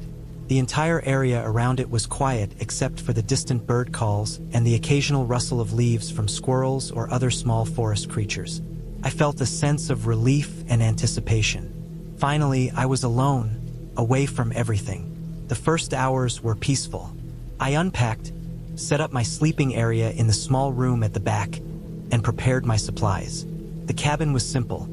A table, a few chairs, a small stove, and a loft for sleeping. The air smelled faintly of old wood and mildew, but it was bearable. I spent the rest of the afternoon exploring the immediate surroundings, walking along the forest edge, noting a few animal trails and the way the land sloped down to a small pond I hadn't noticed from the trail. Everything felt contained, safe, and untouched. As night fell, I lit a few lanterns inside the cabin and decided to make a simple meal. The forest outside went completely dark. The last traces of sunlight disappeared quickly, leaving shadows that seemed to stretch unnaturally between the trees. I had expected darkness, but not this. The moon was rising, a thin sliver in the sky, barely illuminating anything. The sounds changed too. Birds were gone, replaced by the high-pitched chirp of insects, the occasional rustle of small animals in the underbrush, and something else, a heavier, slower sound, like branches snapping under weight. I paused, listening, but couldn't place it. It was probably a deer or a raccoon, I told myself. Nothing more. I went to bed earlier than usual, hoping to start fresh the next morning. The loft was cramped, but with my sleeping bag and a pillow, I was comfortable enough. I could hear the wind pushing through the trees, the branches scraping against one another. It was soothing at first, like a lullaby. Then, I heard it again, the snap of a branch, louder this time, closer. I froze. The sound wasn't just somewhere in the distance. It was right outside. My heart started beating faster.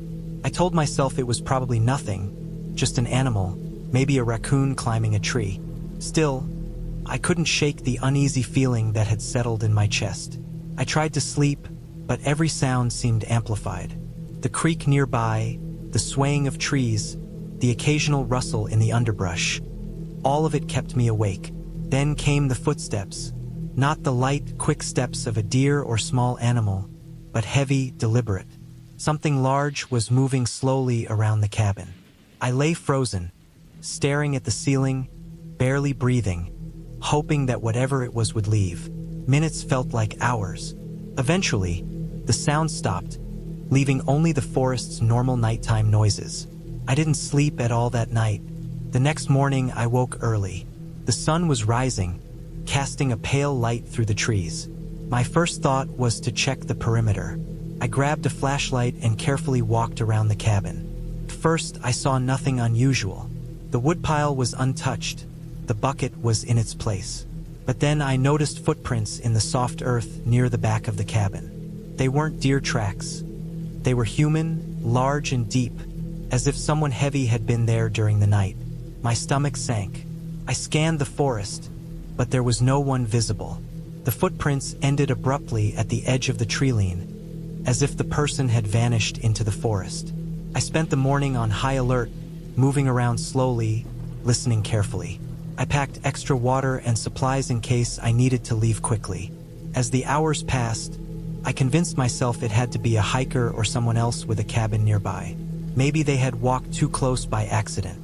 I tried to calm myself, but the unease lingered. By late afternoon, I decided to go for a short walk down the trail, hoping to stretch my legs and distract myself from the fear that had taken root. I moved cautiously, taking note of every sound. The forest was alive, but it felt different somehow, quieter than it should be, or perhaps too full of tiny sounds that my mind turned into threats. I followed the trail, passing the creek, noticing animal tracks, and eventually reaching a small clearing. There, I saw signs that someone had been camping recently. A small fire pit, discarded food wrappers, and an old blanket. I felt my anxiety spike. Whoever had been here was either nearby or had come through recently. I turned back, walking briskly but carefully. As I approached the cabin, I noticed movement out of the corner of my eye. A shadow moving quickly behind a tree. I froze.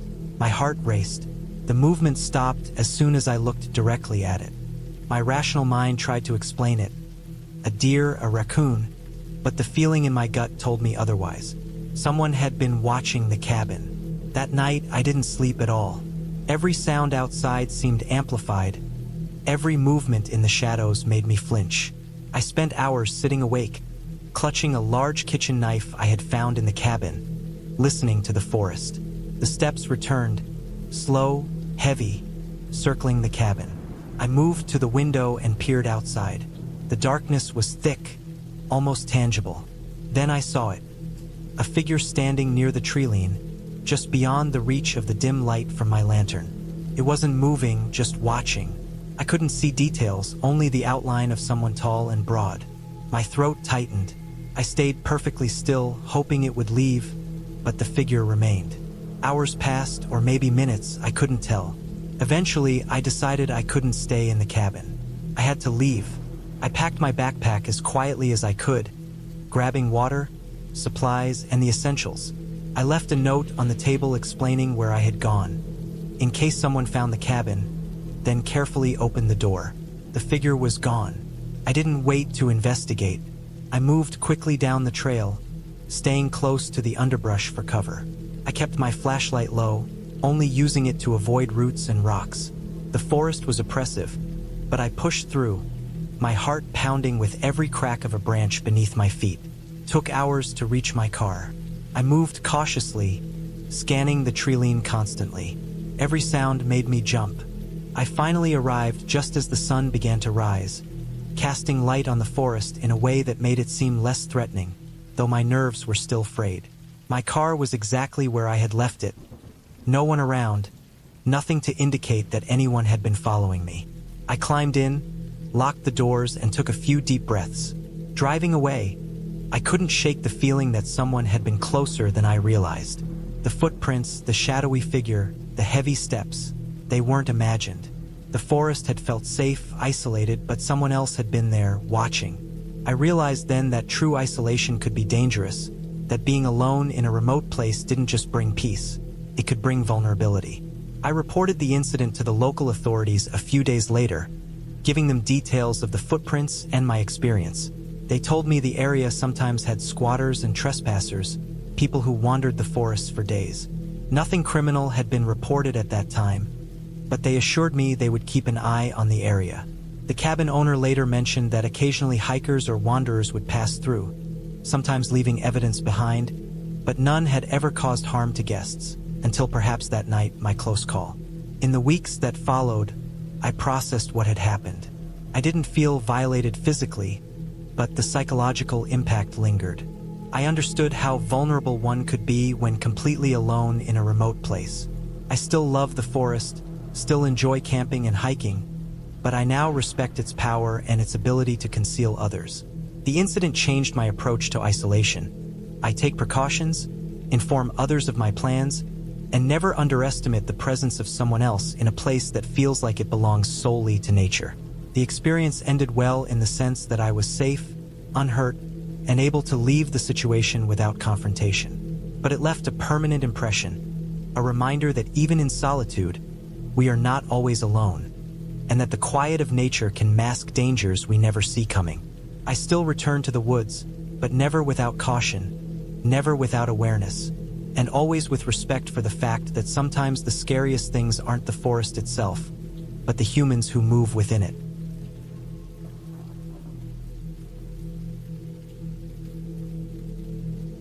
I drove along the narrow forest road, my headlights cutting through the early evening fog that had settled over the pines. The air smelled damp, the kind of earthy, wet smell that clung to your clothes and hair and didn't leave no matter how long you were out. The road was rough, full of potholes and scattered stones, and the trees leaned over it like silent, dark sentinels, blotting out the sky. Every few minutes, I would hit a patch of mud and feel the car shift slightly, a reminder that this was not a road you could take lightly. I had been driving for hours, leaving the small town behind, and now only the sound of the tires on the wet asphalt and the occasional distant caw of a crow filled the air. The cabin was supposed to be simple. The rental description online had promised solitude, quiet, and a place where I could disconnect from the world. I didn't really know what I was expecting. I had been out of the city for a long week, and I wanted silence, a place to think without any distractions. But as the road narrowed and the trees grew taller and thicker, a subtle unease began to settle in my chest. It was the kind of unease that comes when you feel completely exposed, even if there is nothing immediately threatening. The fog was thickening now, rolling in from the valley below, and it made the shadows of the trees seem heavier, darker. Each time a branch tapped against the side of the car, my heart jumped. I finally reached a small clearing where the cabin sat. It was modest, built of old logs with a pitched roof and a small chimney. Smoke curled faintly from the top, though I wasn't sure if anyone was inside. The windows were dark, reflecting the gray, foggy forest around it. I parked the car on a patch of dirt that was firm enough to hold it, though puddles formed everywhere the tires had pressed. Stepping out, I noticed how quiet it was. Not just quiet, but oppressively quiet. The kind of quiet where you could hear the faint drip of water from leaves, the rustle of something moving in the underbrush, the scrape of a branch against the cabin's siding. The cabin was unlocked, the door swinging open with a groan. Inside, the air smelled of damp wood and old pine, a strong, earthy scent that made my stomach twist in a subtle way. Dust covered the corners, and cobwebs clung to the ceiling beams. It had the sense of being abandoned, even if someone had been there recently. I set down my bag and ran my fingers along the walls, feeling the rough texture of the logs. There was a small stove, a few basic utensils, and a table with chairs. The bed was narrow, with a mattress that looked like it hadn't been replaced in years. I set my bag on the floor and walked over to the window. Outside, the forest seemed endless, the fog thickening between the trunks, moving in slow waves like something alive. Night came faster than I expected. Without streetlights or any distant town lights, the darkness outside became absolute. The fog made the trees seem even closer, more crowded, like they were pressing in on the cabin. I lit a lantern and set it on the table. The small circle of light barely reached the corners of the room, leaving the rest in shadows that flickered with the movement of the flame. I tried to settle in, to convince myself I was safe, but every small sound, the creak of the logs, the tap of a branch against the window, made me startle. My mind began to imagine things moving outside. Small animals, of course, but the shadows made them look larger, almost human-shaped. I told myself I was being ridiculous, but the pit in my stomach wouldn't go away. Around midnight, I thought I heard a noise outside. At first, it was faint, almost like a footstep in the mud, but I couldn't be sure. I held my breath and listened, straining in the dark. Then it came again, closer this time, deliberate. Not the kind of random noise an animal would make. It was slow, heavy, and careful. I froze, gripping the lantern. My mind raced through possibilities. An animal, a neighbor, a thief, but none of them seemed to fit. The cabin was far from any road, and no one had mentioned neighbors in the rental description.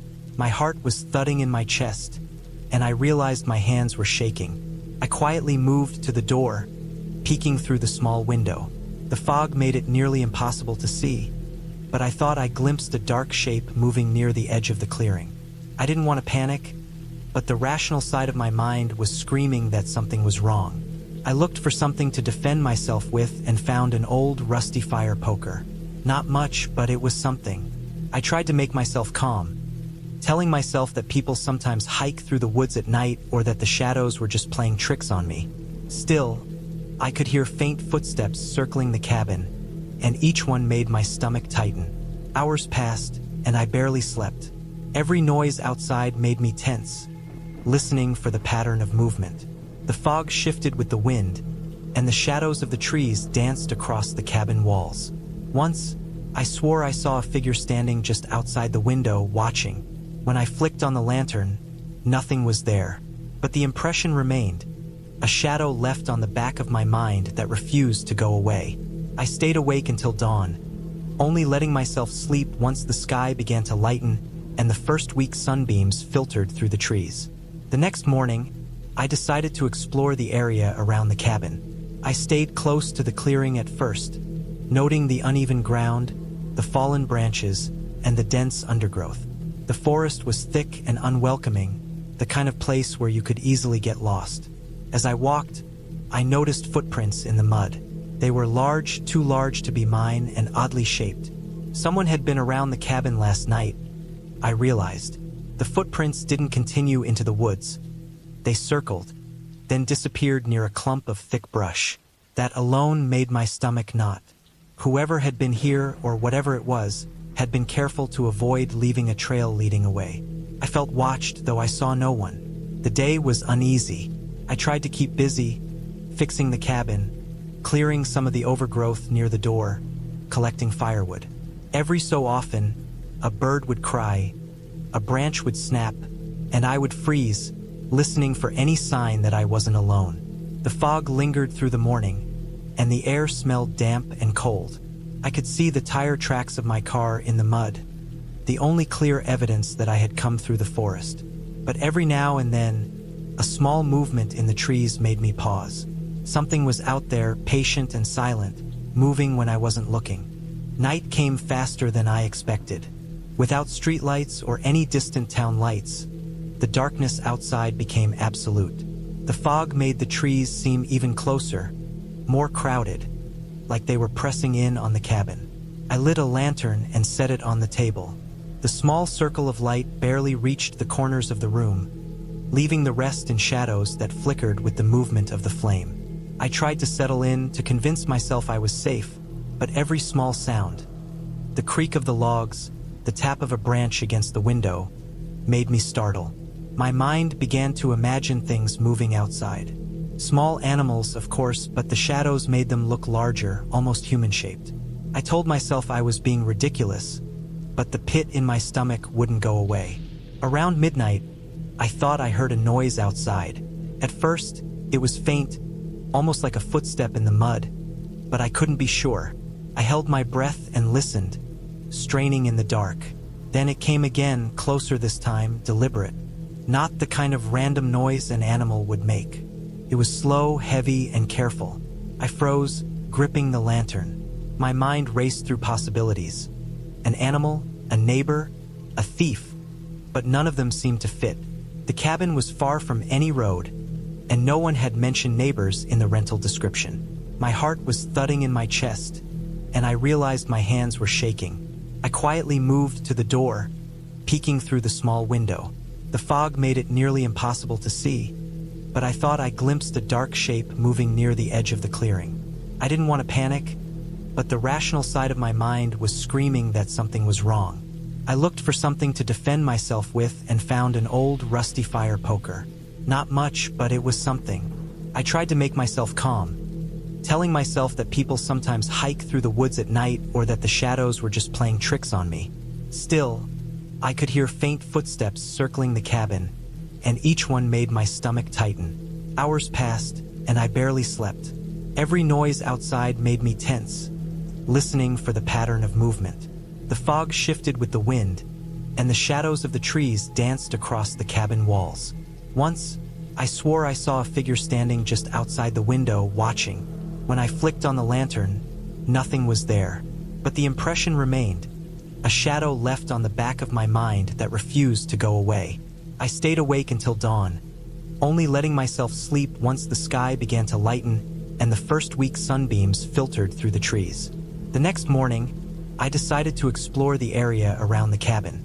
I stayed close to the clearing at first, noting the uneven ground, the fallen branches, and the dense undergrowth. The forest was thick and unwelcoming, the kind of place where you could easily get lost. As I walked, I noticed footprints in the mud. They were large, too large to be mine, and oddly shaped. Someone had been around the cabin last night, I realized. The footprints didn't continue into the woods.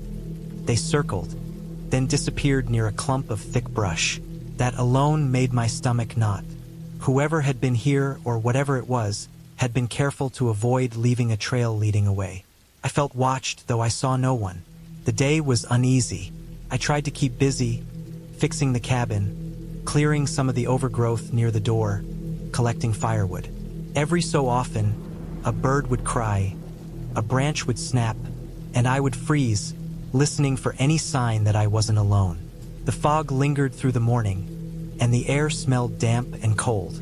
I could see the tire tracks of my car in the mud, the only clear evidence that I had come through the forest. But every now and then, a small movement in the trees made me pause. Something was out there, patient and silent, moving when I wasn't looking. Night came again, heavier than the first. I barricaded the door as best I could with chairs and heavy furniture, sliding the old bolt into place and stacking logs against it.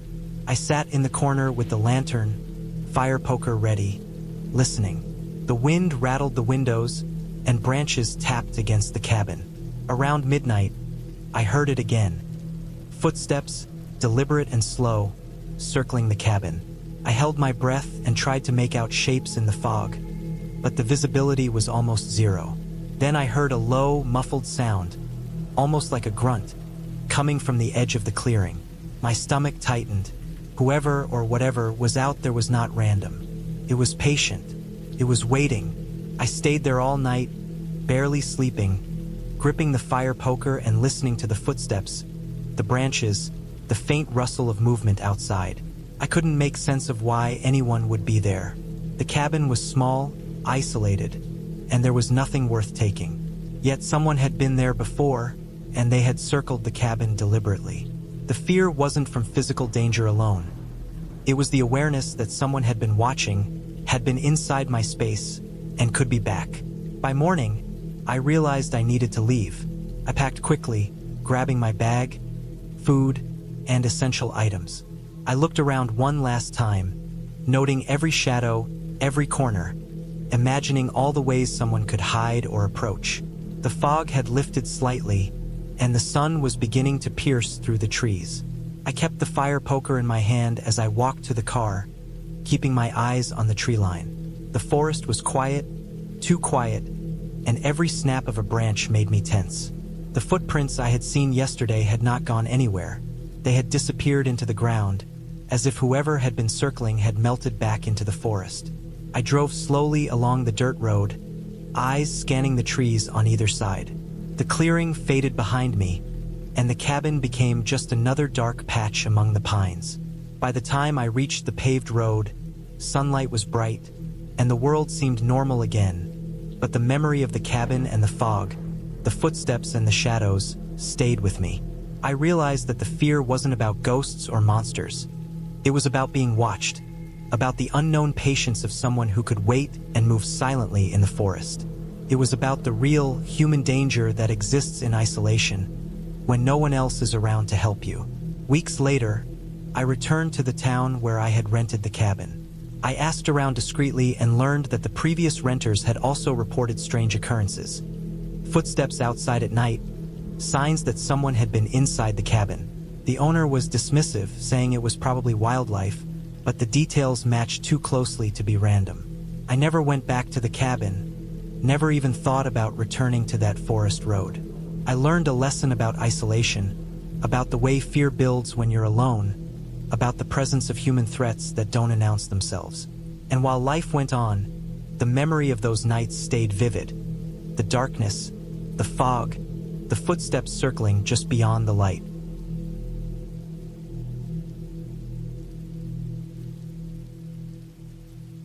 I had been planning this cabin trip for months, looking forward to a few days alone in the wilderness, away from the noise of the city. The cabin was advertised as remote, deep in the woods, and I thought that solitude was exactly what I needed.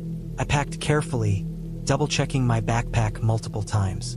I had enough food for 3 days, a first aid kit, a flashlight, spare batteries, a portable stove, and extra blankets.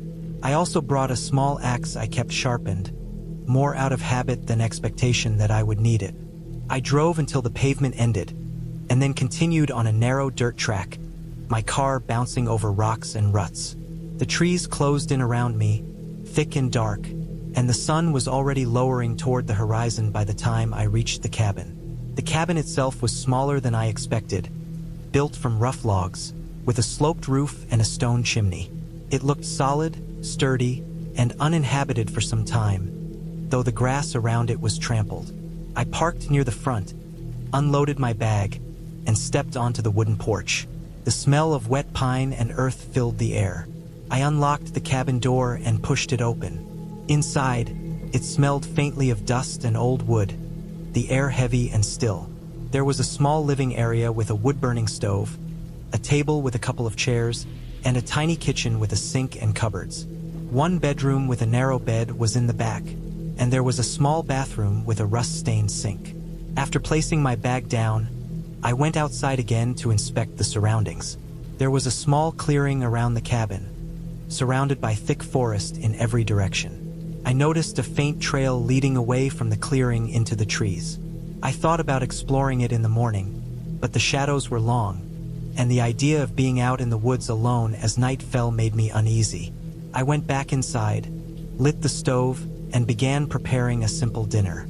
The warmth of the cabin was comforting, but the quietness outside was profound. I could hear nothing but the faint rustle of wind in the trees and the distant call of birds settling down for the night. After eating, I cleaned up quickly and decided to go to bed early. The room was dark, lit only by the small beam of my flashlight as I set it on the nightstand. I lay down, staring at the rough wooden ceiling, listening to the faint creaks and groans of the cabin as it settled in the cold night. Sleep came slowly, interrupted by every sound outside: the snap of a twig, the rustle of leaves, the occasional distant thump. I told myself it was nothing, just animals moving through the forest, but I felt a constant tension in my chest. Around midnight, I woke to a faint noise outside the cabin. It was soft, but deliberate, like footsteps on the leaf-covered ground. My heart started racing. I sat up and strained to listen, but the darkness outside the window was impenetrable. The sound stopped as suddenly as it began. I tried to convince myself it was a deer or some other animal, but I could not shake the feeling that someone, or something, was moving in the woods watching the cabin. I stayed awake the rest of the night, flashlight at hand, staring at the window. By the time morning came, I had only a few hours of sleep. I decided to make breakfast and get some light outside. The sun rose slowly, casting long shadows through the trees. I went down to the small creek I had noticed near the edge of the clearing to refill my water bottle.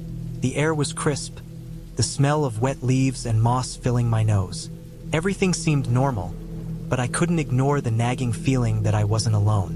When I returned to the cabin, I noticed the door handle looked slightly turned, as if someone had tested it while I was gone. My stomach tightened. I told myself I must be imagining it. Maybe I hadn't fully latched it the night before. I spent the day exploring the nearby woods, staying close to the clearing.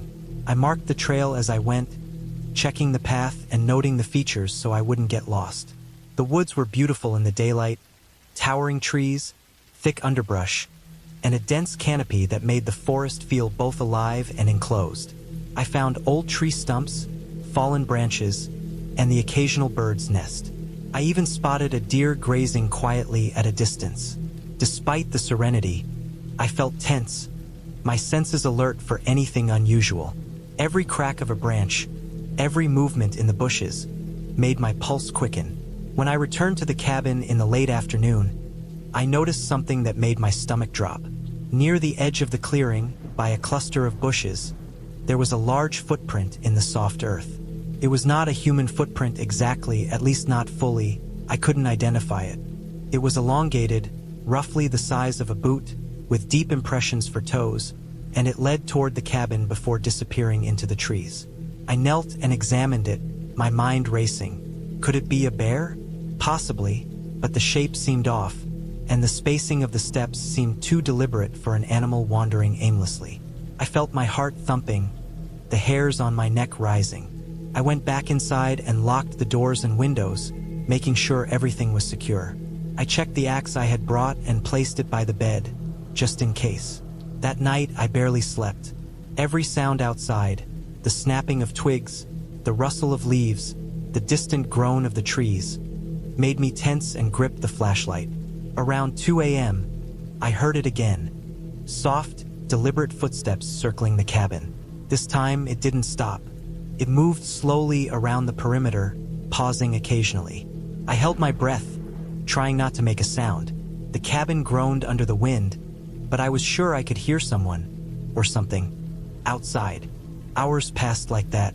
I didn't dare leave the bed. By the time dawn came, I was exhausted, shaky, and pale. I waited for full daylight when I felt safer before venturing outside. What I saw made me realize I had been right to fear. More footprints were scattered around the clearing, some leading directly to the cabin, some disappearing into the woods. They were not all the same size, but all shared that strange, elongated shape. It was clear that whatever had been here had been moving around the cabin through the night. I decided I could not stay another night.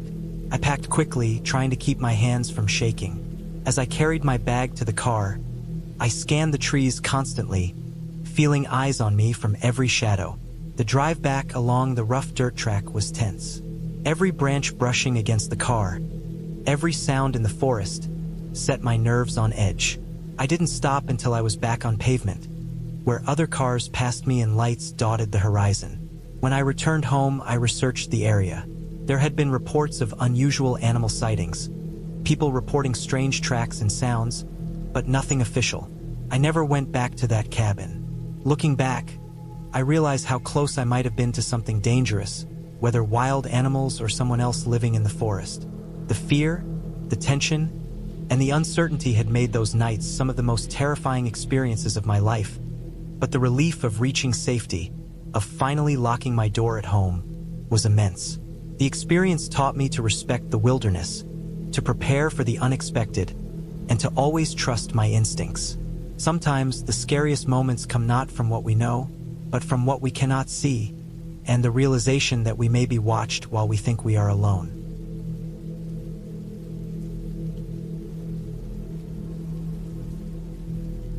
I had been planning the trip for months, looking forward to the quiet of the forest, away from the noise and the constant hum of the city. My small cabin sat on the edge of a dense wooded area, far enough from the nearest road that you could feel completely isolated. The GPS signal was weak at best, and I liked it that way. The thought of being unreachable, of relying on myself, made the trip feel real, like I was taking a step back into a simpler way of living, even if just for a few days. I packed carefully, making sure I had enough food, water, and firewood. I also carried a small axe, a heavy-duty flashlight, and a first aid kit. Everything else I would need, I thought I could find or make in the forest. I had no idea how important that last thought would become. The first day was perfect. The sun was bright, the air crisp, and the smell of pine sharp in my nose. The cabin itself was small, wooden, with a single room, a loft above, and a tiny kitchen area. It had a fireplace, which I immediately stocked with kindling and dry logs I had carried in from the stacked pile outside.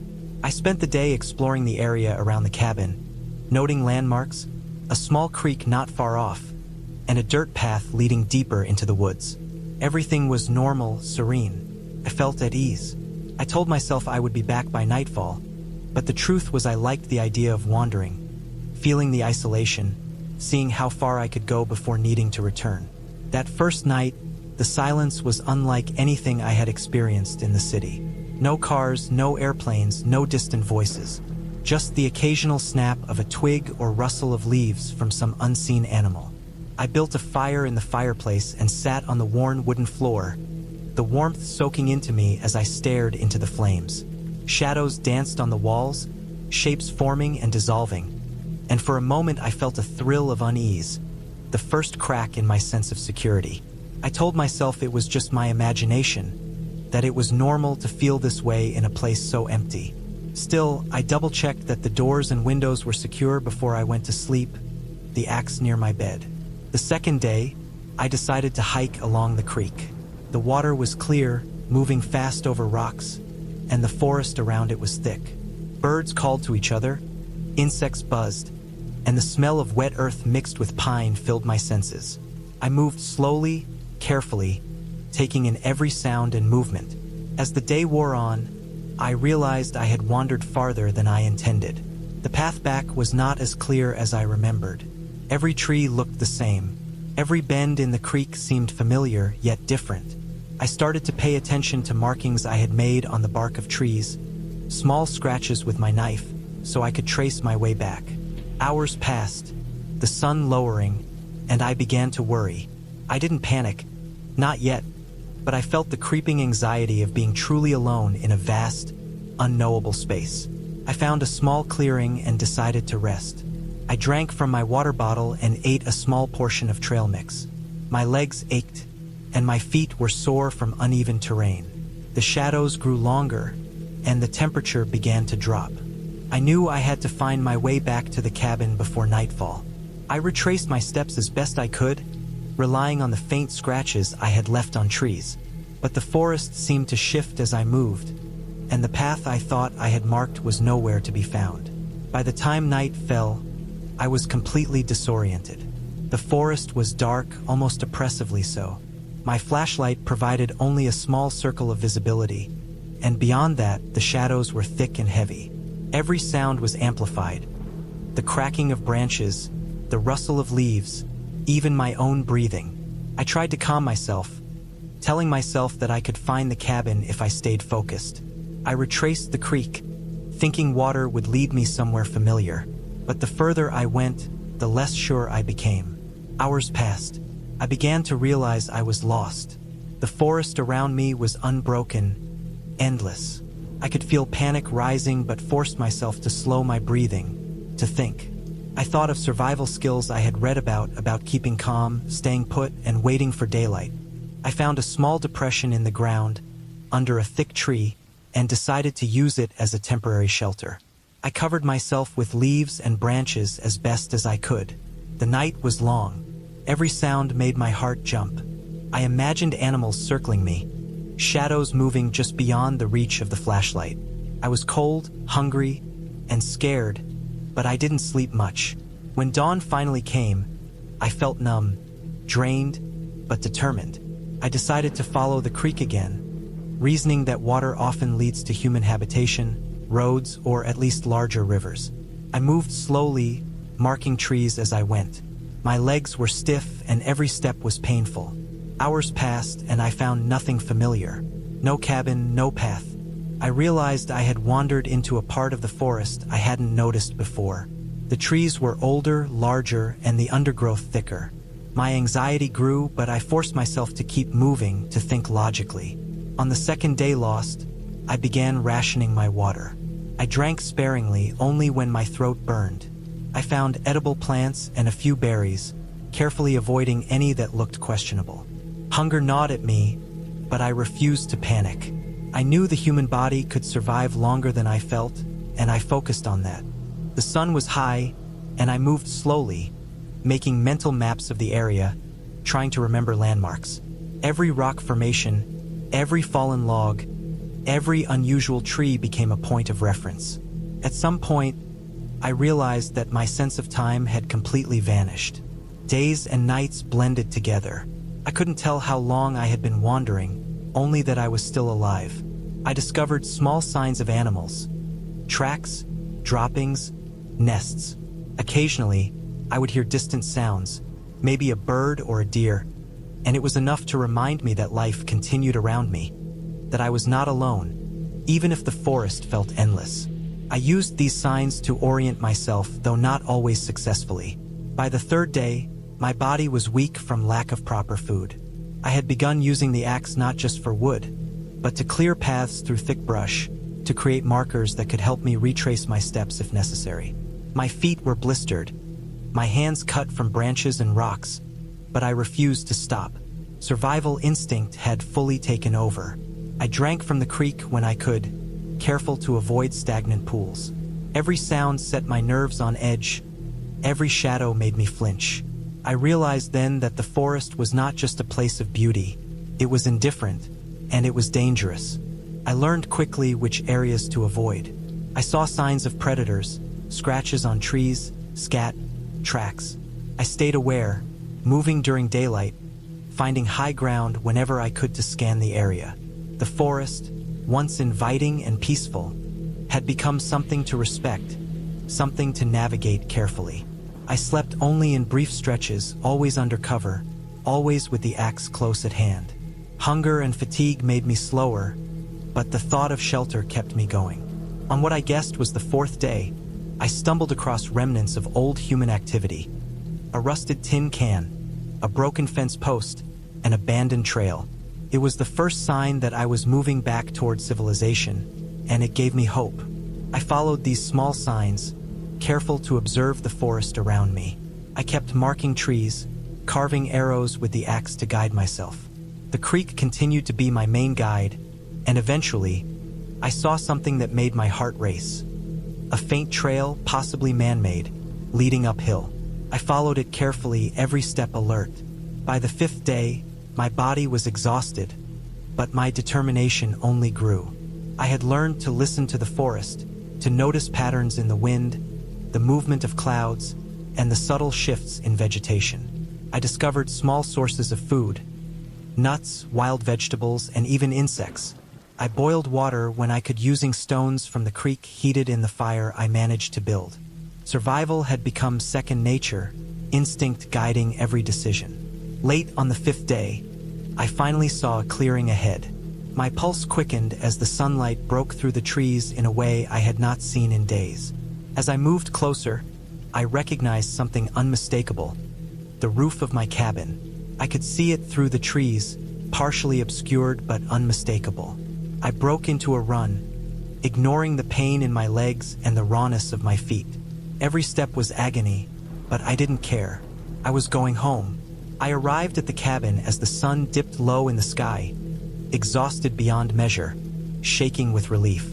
I collapsed on the porch, staring at the familiar walls, the fireplace, the small kitchen. I could hardly believe I had made it back. I spent the night in my bed, fully clothed, unable to sleep but grateful for the roof over my head and the safety it represented. The next morning, I surveyed the cabin, repaired what I could, cleaned up, and prepared proper food. I realized how much I had underestimated the forest and how fragile human life could be when isolated. In the days that followed, I reflected on the experience. I had been lost, terrified, and utterly alone, but I had survived because I relied on logic, observation, and patience. I had learned to respect the forest not just for its beauty, but for its indifference and its danger. The fear I had felt was real, sharp, and necessary. It kept me alive, and when I finally packed up and left, returning to the city, I carried a sense of accomplishment and humility. I had faced nature at its most raw, at its most indifferent, and I had come back alive, stronger and wiser.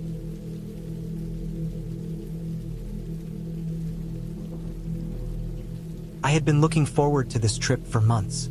Life in the city had become a constant noise of honking horns, crowded streets, and fluorescent lights that never seemed to switch off.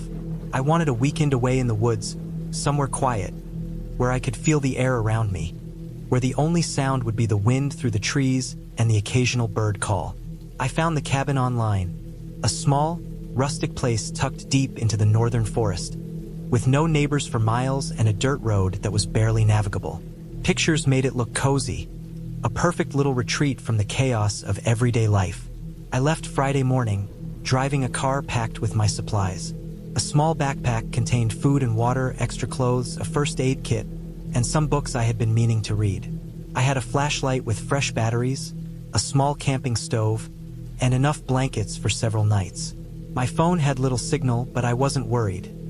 I had intentionally chosen a place where I could be cut off from everything for a while. The drive was long, the asphalt giving way to gravel, then to dirt roads, the trees pressing close to the edges. The forest grew thicker with every mile, and I felt my excitement build with the isolation. By late afternoon, I arrived. The cabin was smaller than I expected, but still welcoming. A single-story, wooden, with a stone chimney that looked like it hadn't been used in a while. The wood was dark, aged, and a little rough under my hand as I touched the walls. The porch creaked slightly under my weight, and I noticed the small stack of firewood that someone had left neatly piled to the side. I parked my car in the small clearing and stepped inside. The interior smelled of old wood, of the faint trace of smoke from the chimney. Dust lay on the shelves, but nothing was broken. Nothing seemed to have been disturbed recently. It felt untouched, preserved in a way that made me both excited and uneasy. I set my things down and explored the cabin. A small kitchen with a sink, a few cupboards, and a counter. The stove was old but functional. A tiny living area with a sofa that sagged in the middle and a small table. Windows looked out at the surrounding forest, thick with trees, shadows stretching as the sun began to lower. A narrow hallway led to a single bedroom with a bed covered in blankets, a bathroom with a working toilet and shower. Everything seemed functional, everything seemed simple. I started a fire in the stove using the wood stacked outside. The smell of burning wood filled the cabin, and I felt a warmth that made the small space comfortable, even inviting. Outside, the light was fading, and the forest around me began to darken, the trees becoming silhouettes against the orange sky. I unpacked my food and cooked a simple meal, the quiet punctuated only by the occasional crackle of the fire. For a while, everything was perfect. As night fell, the forest came alive in its own way. The wind shifted, leaves rustled, and far off, I thought I heard a branch snap under some unseen weight. I dismissed it, telling myself it was probably a deer or some small animal moving through the trees. The cabin felt safe, enclosed, isolated. I went to bed early, the blankets heavy and warm. Outside, the sounds continued. The wind through the trees, the occasional call of an owl, a distant rustle that made my stomach tighten for a moment before I fell asleep. I woke in the middle of the night to a sound that didn't belong. At first, I wasn't sure what it was. Just a soft, dragging sound outside the cabin, accompanied by occasional, uneven thuds. My heart jumped. I stayed still, listening. It didn't sound like an animal. The sound repeated, slow and deliberate, moving around the cabin. I remembered I had locked the doors and the windows were shut, so whatever it was had to be outside. My mind raced. Could it be a hunter? Could it be someone lost? I told myself to stay calm, to remember that the cabin was remote, but the unease settled like a weight in my chest. I grabbed the flashlight from the nightstand and slowly made my way to the window. The beam cut through the darkness outside, illuminating the trees, the edge of the clearing, the small path leading to the cabin. For a moment I saw nothing, then movement barely visible just at the edge of the light. I froze, heart pounding, watching as a dark figure moved between the trees. It didn't seem like a person walking casually. It was deliberate, slow, almost methodical. I swallowed hard, my throat dry. I couldn't see a face, couldn't tell if it was human. I backed away from the window, heart racing, mind struggling to find a rational explanation. I sat on the bed, listening. The dragging sound returned, closer this time, circling the cabin. It paused intermittently, and I could hear faint footsteps on the forest floor. I tried to tell myself it was a bear or some large animal, but the pattern of the movement, the way it circled deliberately, didn't feel right. Fear tightened in my chest, and I realized I hadn't prepared for someone, or something, coming this close to the cabin. My car was at the edge of the clearing, a few dozen feet away. I thought about running, but the darkness of the forest made the idea terrifying. Hours passed in near silence, broken only by the occasional sound outside. I didn't sleep again that night. I kept the fire burning, flashlight in hand, ready to act. When dawn finally broke, I cautiously approached the window. The clearing was empty. No footprints, no signs of a person. Nothing seemed disturbed except for a few broken branches, snapped in a way that suggested something large had passed through. Relief washed over me, but only briefly. I realized how vulnerable I had been, how easily someone could have been watching me the entire night. I spent the day exploring the area around the cabin, trying to understand what had happened. There were tracks, large human-like footprints that led into the trees and disappeared. I marked them in my notebook, planning to show them to the authorities later if necessary. The rest of the day I kept close to the cabin, checking the locks, barricading the doors, making sure the windows couldn't be opened easily from the outside. I tried to eat, tried to regain some sense of normalcy, but my nerves were frayed. Every crack of a branch, every rustle of leaves made my pulse spike. That night, I slept with the lights on, a makeshift barricade at the door, and the fire constantly burning. I thought I had prepared enough, but the fear never left.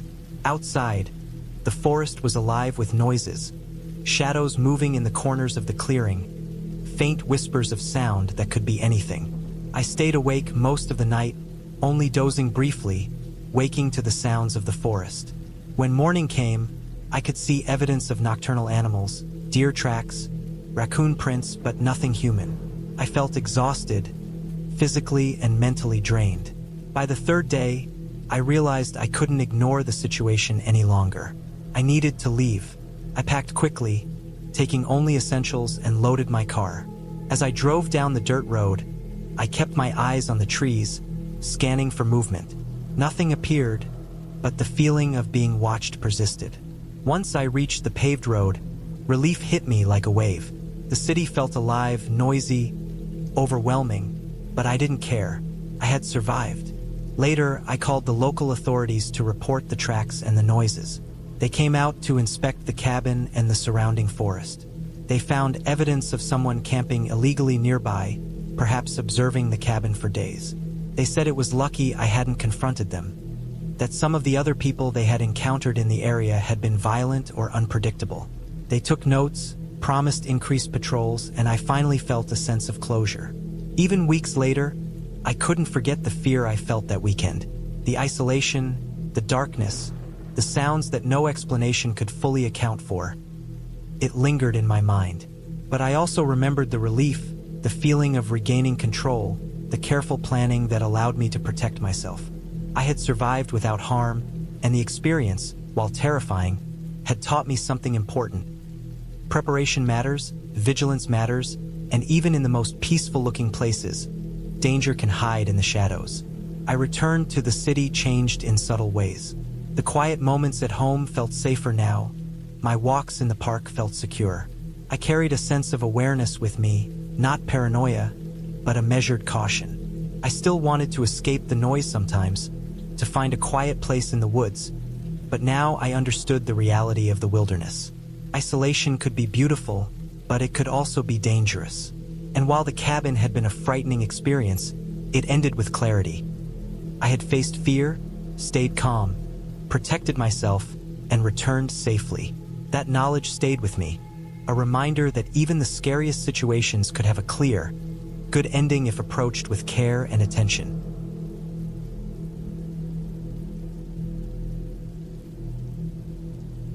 It started as a simple plan. I had found a small cabin deep in the woods online, advertised as a quiet retreat for anyone wanting to escape the noise of the city. The pictures were convincing. A modest wooden structure surrounded by thick pine trees, a small porch with a cracked railing, and a view of a frozen lake a few hundred meters away.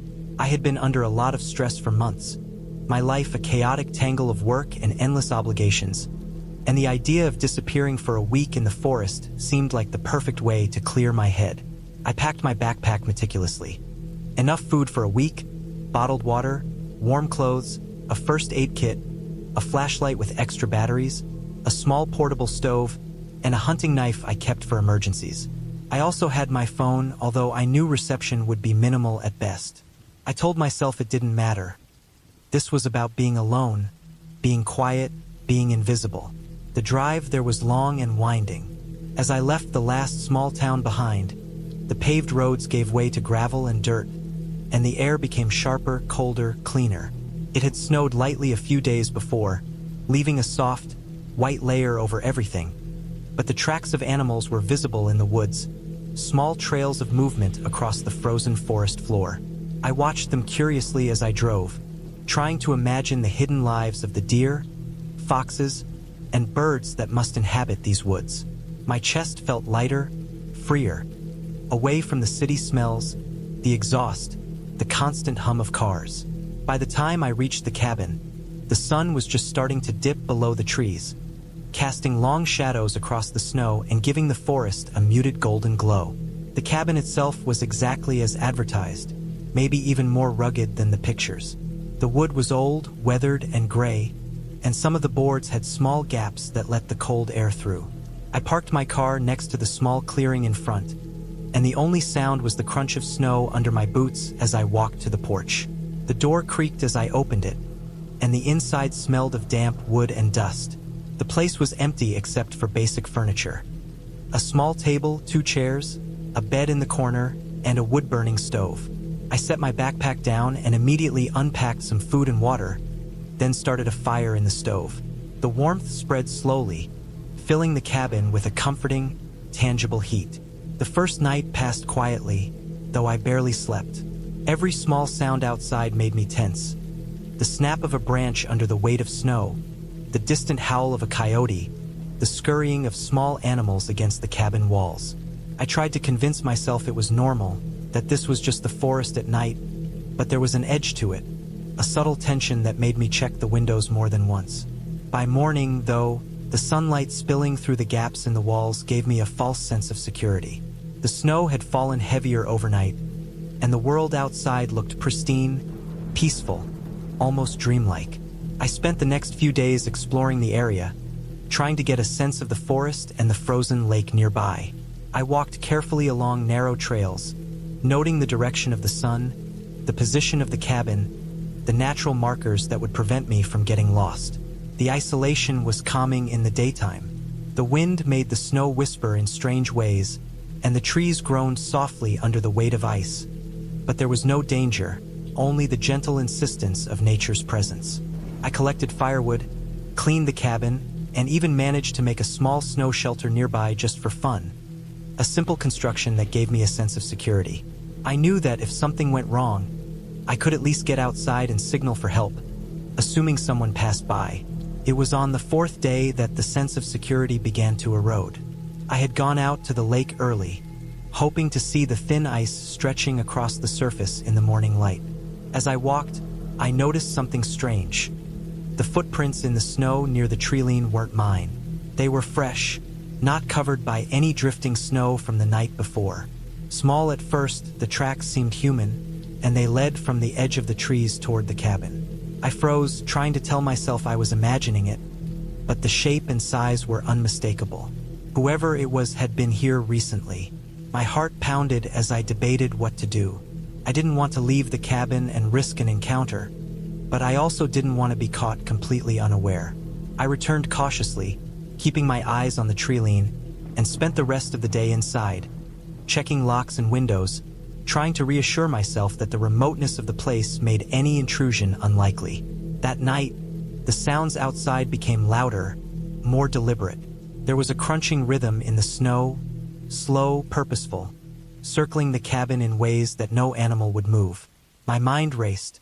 I sat by the stove, knife on the table within reach, flashlight in hand. The wind blew in through gaps in the wood, whistling softly, but beneath it was a heavier sound, something shifting in the snow closer to the cabin. Hours passed. Couldn't sleep.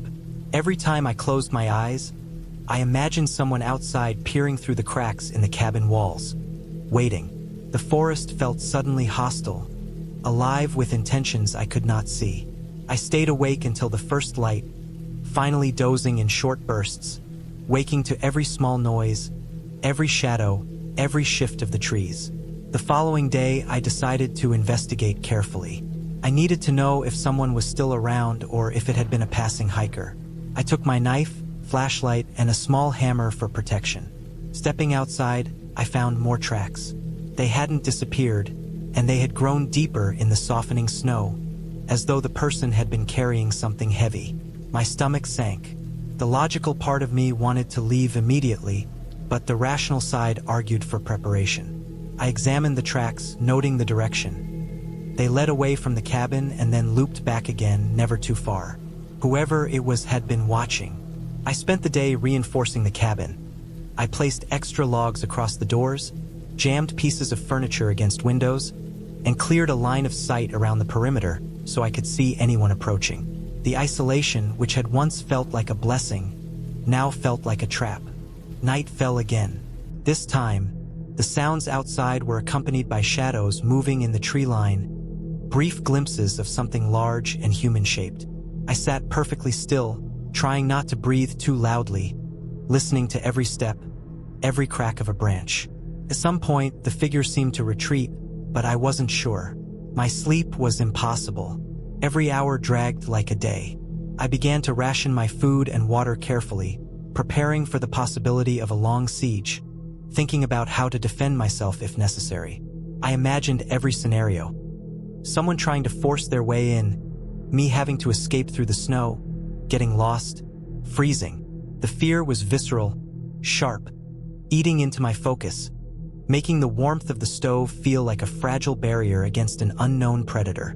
On the 6th day, I saw the intruder again. From the edge of the cabin, through a narrow crack in the wood, I noticed movement. A figure moving along the far tree line, stopping every few meters, crouching, watching. Panic surged, but I forced myself to stay calm. I recorded the figure's movements mentally, noting every detail: height, build, clothing. It seemed to be alone, just a single person, and it wasn't approaching aggressively. Yet the intention was clear: observation. I knew then that leaving without preparation was impossible. I needed a plan. The 7th day became a test of endurance.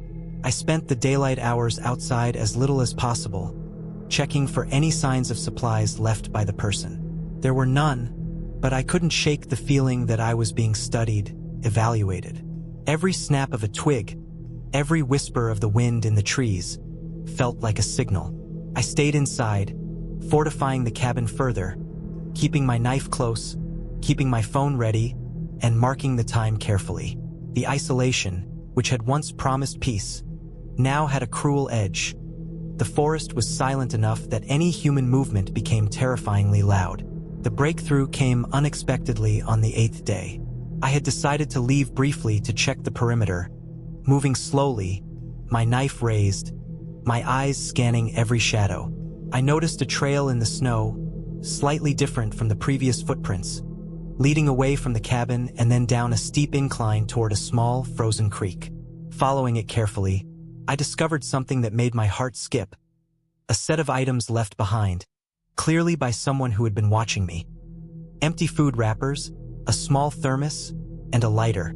Whoever had been observing me had stayed nearby, perhaps hiding, but they had left enough signs that I could understand their position. I memorized the location, marking a safe route for the future.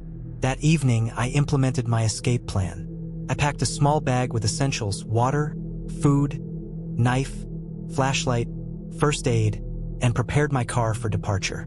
I made noise intentionally, knocking logs together, moving a chair to test the reaction. The figure emerged briefly, caught in the open, and I saw them retreat into the trees. Using the knowledge I had gained over the past week, I moved swiftly and quietly to my car, keeping the figure at a distance, never looking back, never pausing. The drive out was tense. Every rustle in the trees, every shadow along the road made me grip the wheel tighter, but I kept going until the familiar paved road appeared. Finally, I could see lights in the distance, houses, civilization. I didn't stop until I was in the middle of a town, the cabin and the forest far behind me. In the following days, I reported the incident to the local authorities, sharing the location, the footprints, and the evidence left behind. They investigated and found signs that someone had been living in the woods for weeks, using the cabin's vicinity to observe travelers, but they had vanished before authorities could catch them. I never returned to that cabin, and I made sure to avoid isolated retreats for a long time. But I did gain something else: a deep understanding of the forest's quiet danger, the way isolation can twist from peaceful to threatening, and the meticulous planning required to survive when you are truly alone in the wilderness. The experience haunted me for months, not because of anything supernatural, but because it was real. And sometimes, real is far scarier than anything imagined.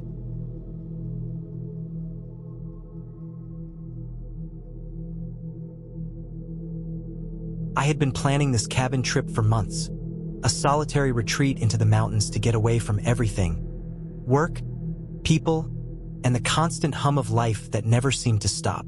The cabin was tucked deep in the forest, far from the nearest town, reached by a dirt road that twisted and dipped between dense trees and steep inclines.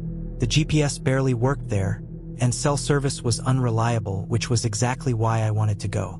I wanted isolation, and I was going to get it. The first day had been uneventful. I drove up the winding road in my old SUV, the tires crunching over loose gravel and occasional patches of mud. The forest felt alive, almost oppressive in its quiet. Even when I parked near the cabin and stepped out, the silence was heavy.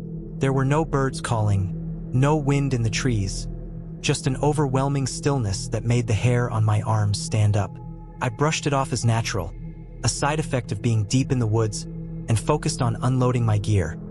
A small pack, some groceries, and a few tools, just in case. The cabin itself was small but sturdy, built of weathered logs with a tin roof that reflected the late afternoon sun. It smelled faintly of pine and dust, a smell I would come to associate with the coming days. Inside, everything was as I remembered from the photos the owner had sent me. A small kitchen area, a living space with a wood stove, a single bedroom, and a bathroom with running water, though the plumbing groaned ominously when I tested it. I set my bag down and immediately noticed how quiet it was. No hum of electricity, no sound of passing cars, nothing but the occasional creak of the cabin settling and the distant rustle of leaves. I unpacked my food and arranged my small stack of firewood, planning to light a fire before it got dark. That first evening passed without incident, though I did feel a twinge of unease as I watched the shadows lengthen outside the small windows. There was a moment when I thought I saw movement, a figure ducking between the trees, but when I blinked, it was gone. I shook my head, telling myself it was just my imagination, nothing more. The first night was restless. The wind picked up around midnight, rattling the windows and pushing through gaps in the cabin walls. Every noise felt amplified, the creak of the floorboards, the slap of tree branches against the roof. I lay awake for hours, listening, imagining all sorts of things that could be outside. Eventually, exhaustion took over, and I slept fitfully, waking several times to check that the door was locked and that everything inside was still as I had left it. The second day began with an overcast sky that made the forest feel darker than usual. I decided to explore the nearby trail, leaving the cabin with my backpack and a small knife in my belt, more for peace of mind than for any real need. The trail was narrow, almost overgrown, with roots and rocks jutting out. It wound up a hillside and eventually opened to a small clearing where the remnants of an old fire pit suggested other people had been there before me, though it looked like it had been years. As I walked, I noticed the forest was unnervingly quiet. No birds, no squirrels, no distant animal sounds. Just my footsteps and the occasional snap of a branch under my boots. The air was heavy, thick with damp and moss. I didn't like it, but I forced myself to keep moving, reasoning that fear often came from unfamiliarity. By late afternoon, clouds gathered overhead, thick and low, turning the sky an unnatural gray. I decided to return to the cabin before the rain hit. As I walked back, I felt like I was being watched. It was a ridiculous thought, I told myself, but it was persistent. Every shadow seemed to twitch, every movement in the trees caught my eye. When I finally saw the cabin appear through the trees, a wave of relief washed over me. But something felt off. The door, which I had always locked, was slightly ajar. My stomach dropped. I was certain I had locked it before leaving. I approached cautiously, my hand hovering over the knife at my belt. The inside of the cabin was the same as I left it, nothing obviously disturbed. But a chair had been moved slightly, just enough to make me notice. I couldn't explain it, and I didn't want to, so I double-checked all the doors and windows and then locked everything again. That night, the wind grew stronger, howling around the cabin. Rain began to fall, first in light drizzles, then in sheets that pounded against the roof. The power flickered. I hadn't realized until now how much I relied on it, even in a cabin meant to be off the grid. The wood stove was my only source of warmth, and I fed it carefully, the small flames dancing shadows across the walls. Couldn't sleep. Every small noise made my heart race. The creak of the floorboards, the slap of rain against the walls, the occasional thump outside. At one point, I thought I heard someone walking around the cabin, circling it, but the storm made it impossible to tell. I sat in the corner, listening, gripping the knife, willing the night to pass. Morning came reluctantly. The storm had subsided, leaving everything soaked and muddy.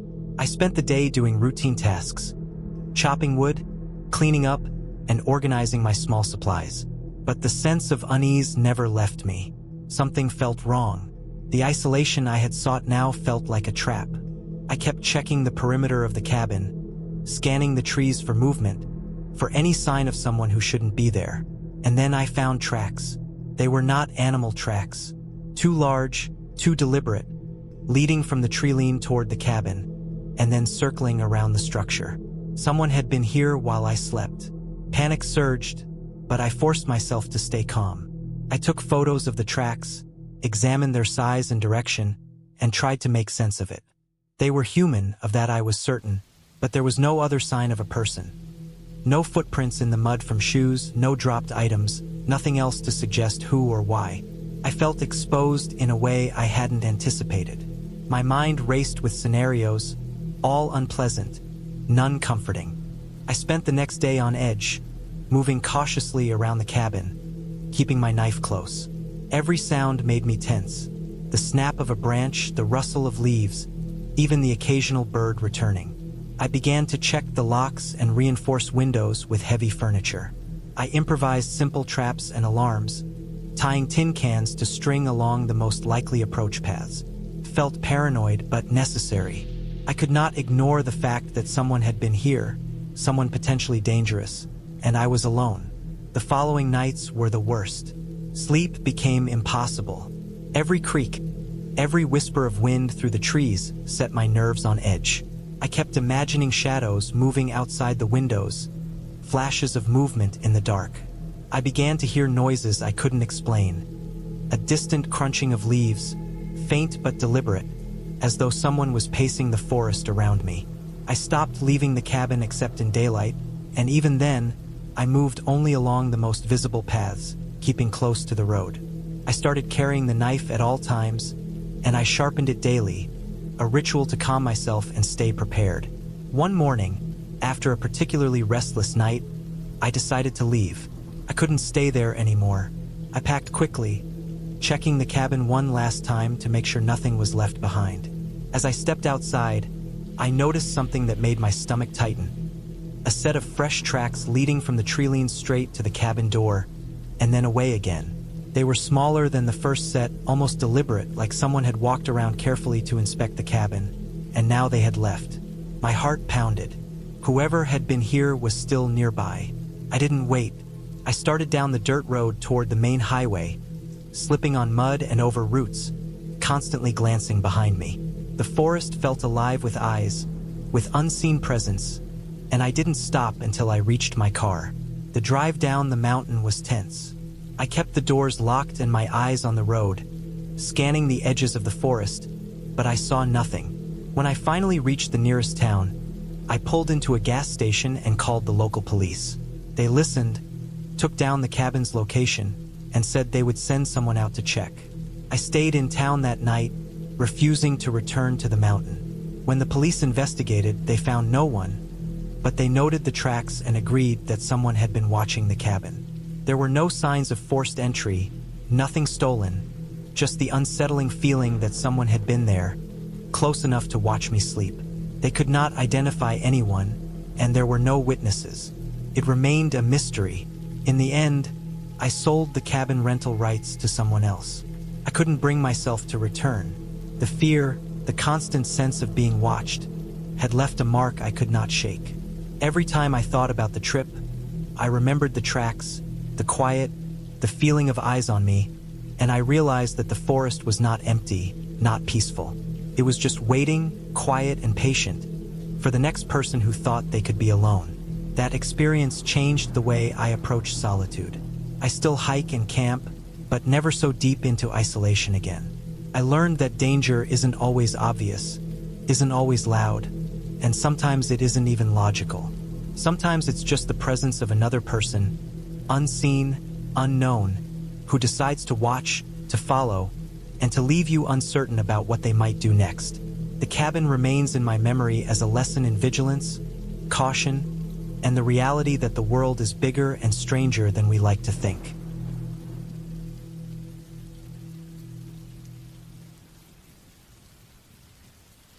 I had planned this trip for months, meticulously organizing every piece of equipment I thought I would need for a solitary weekend in the mountains.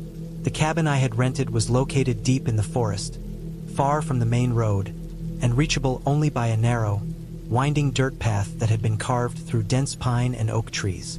The isolation was the main reason I chose it. I wanted to escape the constant hum of the city, the endless notifications, the sense that someone was always watching, always expecting something. I wanted the quiet, even if it meant being completely alone. I told myself that it was exactly what I needed to reset, to breathe without distractions. The drive was long, and as I left the last stretch of asphalt, the tires crunching over loose gravel and fallen leaves, I felt the first twinges of unease that I would later recognize as the subtle awareness of how utterly isolated I was. The forest grew denser with each mile, shadows stretching across the road as the sun dipped behind the trees. By the time I reached the cabin, the last rays of sunlight had disappeared, leaving the forest in a gray, almost bluish darkness. The cabin itself was modest but sturdy, built of dark-stained wood and set on a small clearing surrounded by towering pines.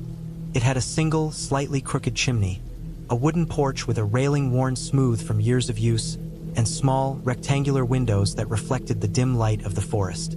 The key I had left hidden under a loose stone worked without a problem, and I pushed the door open, feeling the slight resistance of the aged hinges. Inside, the smell of old wood, a faint hint of dampness, and the lingering scent of last winter's firewood greeted me. The interior was simple. A small kitchen with basic utensils, a stone fireplace, a single bedroom, and a living area with a table and a few chairs. Everything was dusty but serviceable, and the faint creak of the floorboards as I stepped into the cabin reminded me that I was the only living presence in that quiet space. I set my bags down and took a moment to look around. The forest outside was impenetrable, a wall of dark green that seemed to absorb the fading light. The wind whispered through the trees, carrying with it the scent of wet soil and pine needles. It was calming in some ways, but there was a strange tension in the air, something I couldn't name at first. I tried to dismiss it as fatigue or imagination. I made a small fire in the fireplace, the crackle of the wood and the small glow providing a sense of comfort, though I could not fully shake the feeling that the forest was watching. I spent the first evening preparing my supplies, checking my water, my food, and the small first aid kit I had brought. I made a simple dinner of canned beans and rice, which tasted bland but filled the emptiness in my stomach. After eating, I cleaned up and sat by the fire, letting the silence settle over me. The darkness outside seemed almost complete, the trees pressing in closer with each passing hour. Occasionally, I thought I heard something moving beyond the edge of the clearing, a branch snapping, a soft rustle, but each time I went to look, there was nothing there.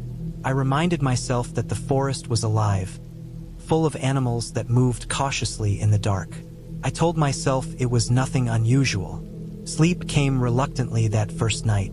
The bed was narrow, the mattress hard, and the unfamiliar sounds of the forest filled the room. Every gust of wind against the cabin walls, every groan of the wood settling, made me startle. I kept a flashlight within reach, along with a small hunting knife I had packed for protection, though I knew the likelihood of needing it was minimal. Still, my mind was alert, as if it sensed something I could not yet see.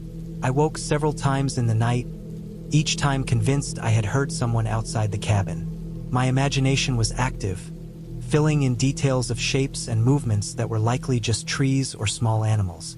By the time dawn came, I was exhausted but relieved. The morning light brought a kind of clarity and reassurance that the darkness had not. I prepared a quick breakfast, taking note of the heavy dew on the ground and the faint mist that lingered among the trees. The forest looked serene in the daylight, but I knew the calm could be deceptive. The second day, I decided to explore the surrounding area. I had brought a small map, though it was only partially detailed, showing a few trails and a nearby creek. I packed lightly with water, some snacks, and my first aid kit, and set out along a faint path that led into the deeper forest. At first, the walk was peaceful, the ground soft beneath my boots, the air crisp and fragrant. Birds called overhead, and I occasionally caught glimpses of small mammals scurrying through the underbrush. After a few hours, the trail became less defined. Fallen branches and thick undergrowth forced me to slow down, and I began marking my path by stacking small stones in clusters, a primitive breadcrumb trail. As I pushed further, I noticed subtle signs that I was not the only one moving through these woods. Broken branches, disturbed leaf litter, and faint footprints that did not match my own appeared. I told myself it was likely deer or other wildlife, though a small knot of anxiety began to form in my chest. By late afternoon, I realized I had ventured farther than I had intended. The sun was beginning its descent, and the forest was shifting from the soft light of day to the long shadows of evening. I decided to turn back, but as I retraced my steps, I noticed that the path seemed less familiar than it had been earlier. Rocks and fallen branches that I remembered moving around now appeared in places I had not passed. Panic began to creep in, subtle at first, then more insistent as I realized I might be lost. I stopped and took stock. My map was of limited help beyond the main trails, and the forest around me looked uniform in every direction. I tried to retrace my stone markers, but some had been disturbed, and the undergrowth had hidden others. My pulse quickened, and I felt a cold sweat on my back. The realization that I might spend the night in the forest without the safety of the cabin was terrifying. I took a deep breath, reminding myself that I had survival training, and began to look for landmarks. A small rise in the terrain, a large pine that leaned at an angle, anything to guide me. Hours passed. The sun disappeared, and the forest darkened in a way that made it impossible to distinguish details. I used my flashlight, the beam cutting a narrow path through the gloom. Every rustle of leaves or snapping of twigs made me freeze, heart hammering, muscles tense. I tried to stay calm, using the skills I had practiced in controlled environments. Identifying likely animal movements, listening for the sound of water, keeping track of the wind direction. Finally, after what felt like an eternity, I spotted the faint outline of the clearing where the cabin was located. Relief hit me in a wave so intense it nearly brought me to my knees. The forest, which had seemed alive with unseen eyes, now seemed merely vast and indifferent. I hurried toward the cabin, each step bringing me closer to the familiar, to safety. Back at the cabin, I immediately set about reinforcing my sense of security. I checked all the locks, stoked the fire, and moved furniture in front of the door, not because I expected an intruder, but because the motion of taking action helped to calm the adrenaline that still coursed through me. I ate a small, hurried dinner, my hands shaking slightly, and sat by the fire for a long time, staring into the flames. That night, I slept in short bursts, waking frequently at the slightest sound. The wind howled outside, rattling the cabin walls, and I imagined shadows moving in the corners of my vision. But I was prepared this time. I had a flashlight, I had my knife, I had my wits, and slowly, the terror that had gripped me in the forest began to ease. The next day, I did not venture far. I stayed within the immediate clearing, collecting firewood, fetching water from the creek, and taking careful notes of the landscape to ensure I would not lose my bearings again. The isolation, which had once been an exciting promise of solitude, now carried a weight of caution. Every sound and movement was analyzed, every decision deliberate. I began to understand the forest not as a storybook setting, but as a living, breathing environment, beautiful and dangerous in equal measure. By the third day, I had adapted. I had set up small markers along the perimeter, created a reliable fire pit, and learned to recognize the subtle signs of the animals around me. I could move through the immediate forest without fear, predicting where the deer would emerge, noticing the faint scratches of raccoons or foxes. My confidence returned slowly, not the reckless confidence of someone who underestimates danger, but the careful, grounded confidence of someone who respects it. As I packed my things to leave, I reflected on the experience. The cabin had been everything I had hoped for: peace, solitude, the raw presence of nature. But it had also taught me respect for my surroundings, for my own limitations, and for the unpredictable reality of isolation. Walking down the narrow dirt path back to the main road, I felt a quiet triumph, a clarity that only comes from facing fear and navigating it successfully. By the time I reached the edge of the forest, where the gravel road met the paved highway, I looked back once at the treeline. The cabin was just visible through the trees, a small, steadfast presence in a vast wilderness. I felt an unexpected gratitude toward it, and toward the forest itself, for forcing me to confront my own vulnerabilities, and for giving me the knowledge that I could face them, survive, and return safely. The drive home was calm. The city lights in the distance were welcoming in their familiarity, but I felt different, more attuned, more patient. The forest, the cabin, the nights of fear and tension, they had not been terrifying in a meaningless sense. They had been lessons, vivid and demanding, and I carried them with me as I merged onto the highway, leaving the mountains behind but not their impact on me. When I finally arrived at my apartment, I unpacked slowly, methodically. Everything I had brought back from the trip, the knife, the flashlight, the maps, the notes, was cleaned and stored with care. I did not feel the urge to escape the city immediately, nor did I crave constant activity. I simply felt aware, alert, alive in a way that only having faced genuine uncertainty can make someone feel. The cabin, the forest, and the isolation had given me a gift: the confidence that I could face fear, the patience to endure it, and the clarity to return home with that understanding intact. Even weeks later, when I returned to my regular routine, I remembered the smell of the pine, the creak of the floorboards, the feel of the damp earth underfoot, and the quiet glow of a fire. It was not a story of terror in the sense of fiction, but a story of survival, of self-reliance, and of learning to navigate a world that can be both beautiful and frightening in its indifference. And that knowledge, I realized, was far more valuable than any fleeting thrill or moment of panic.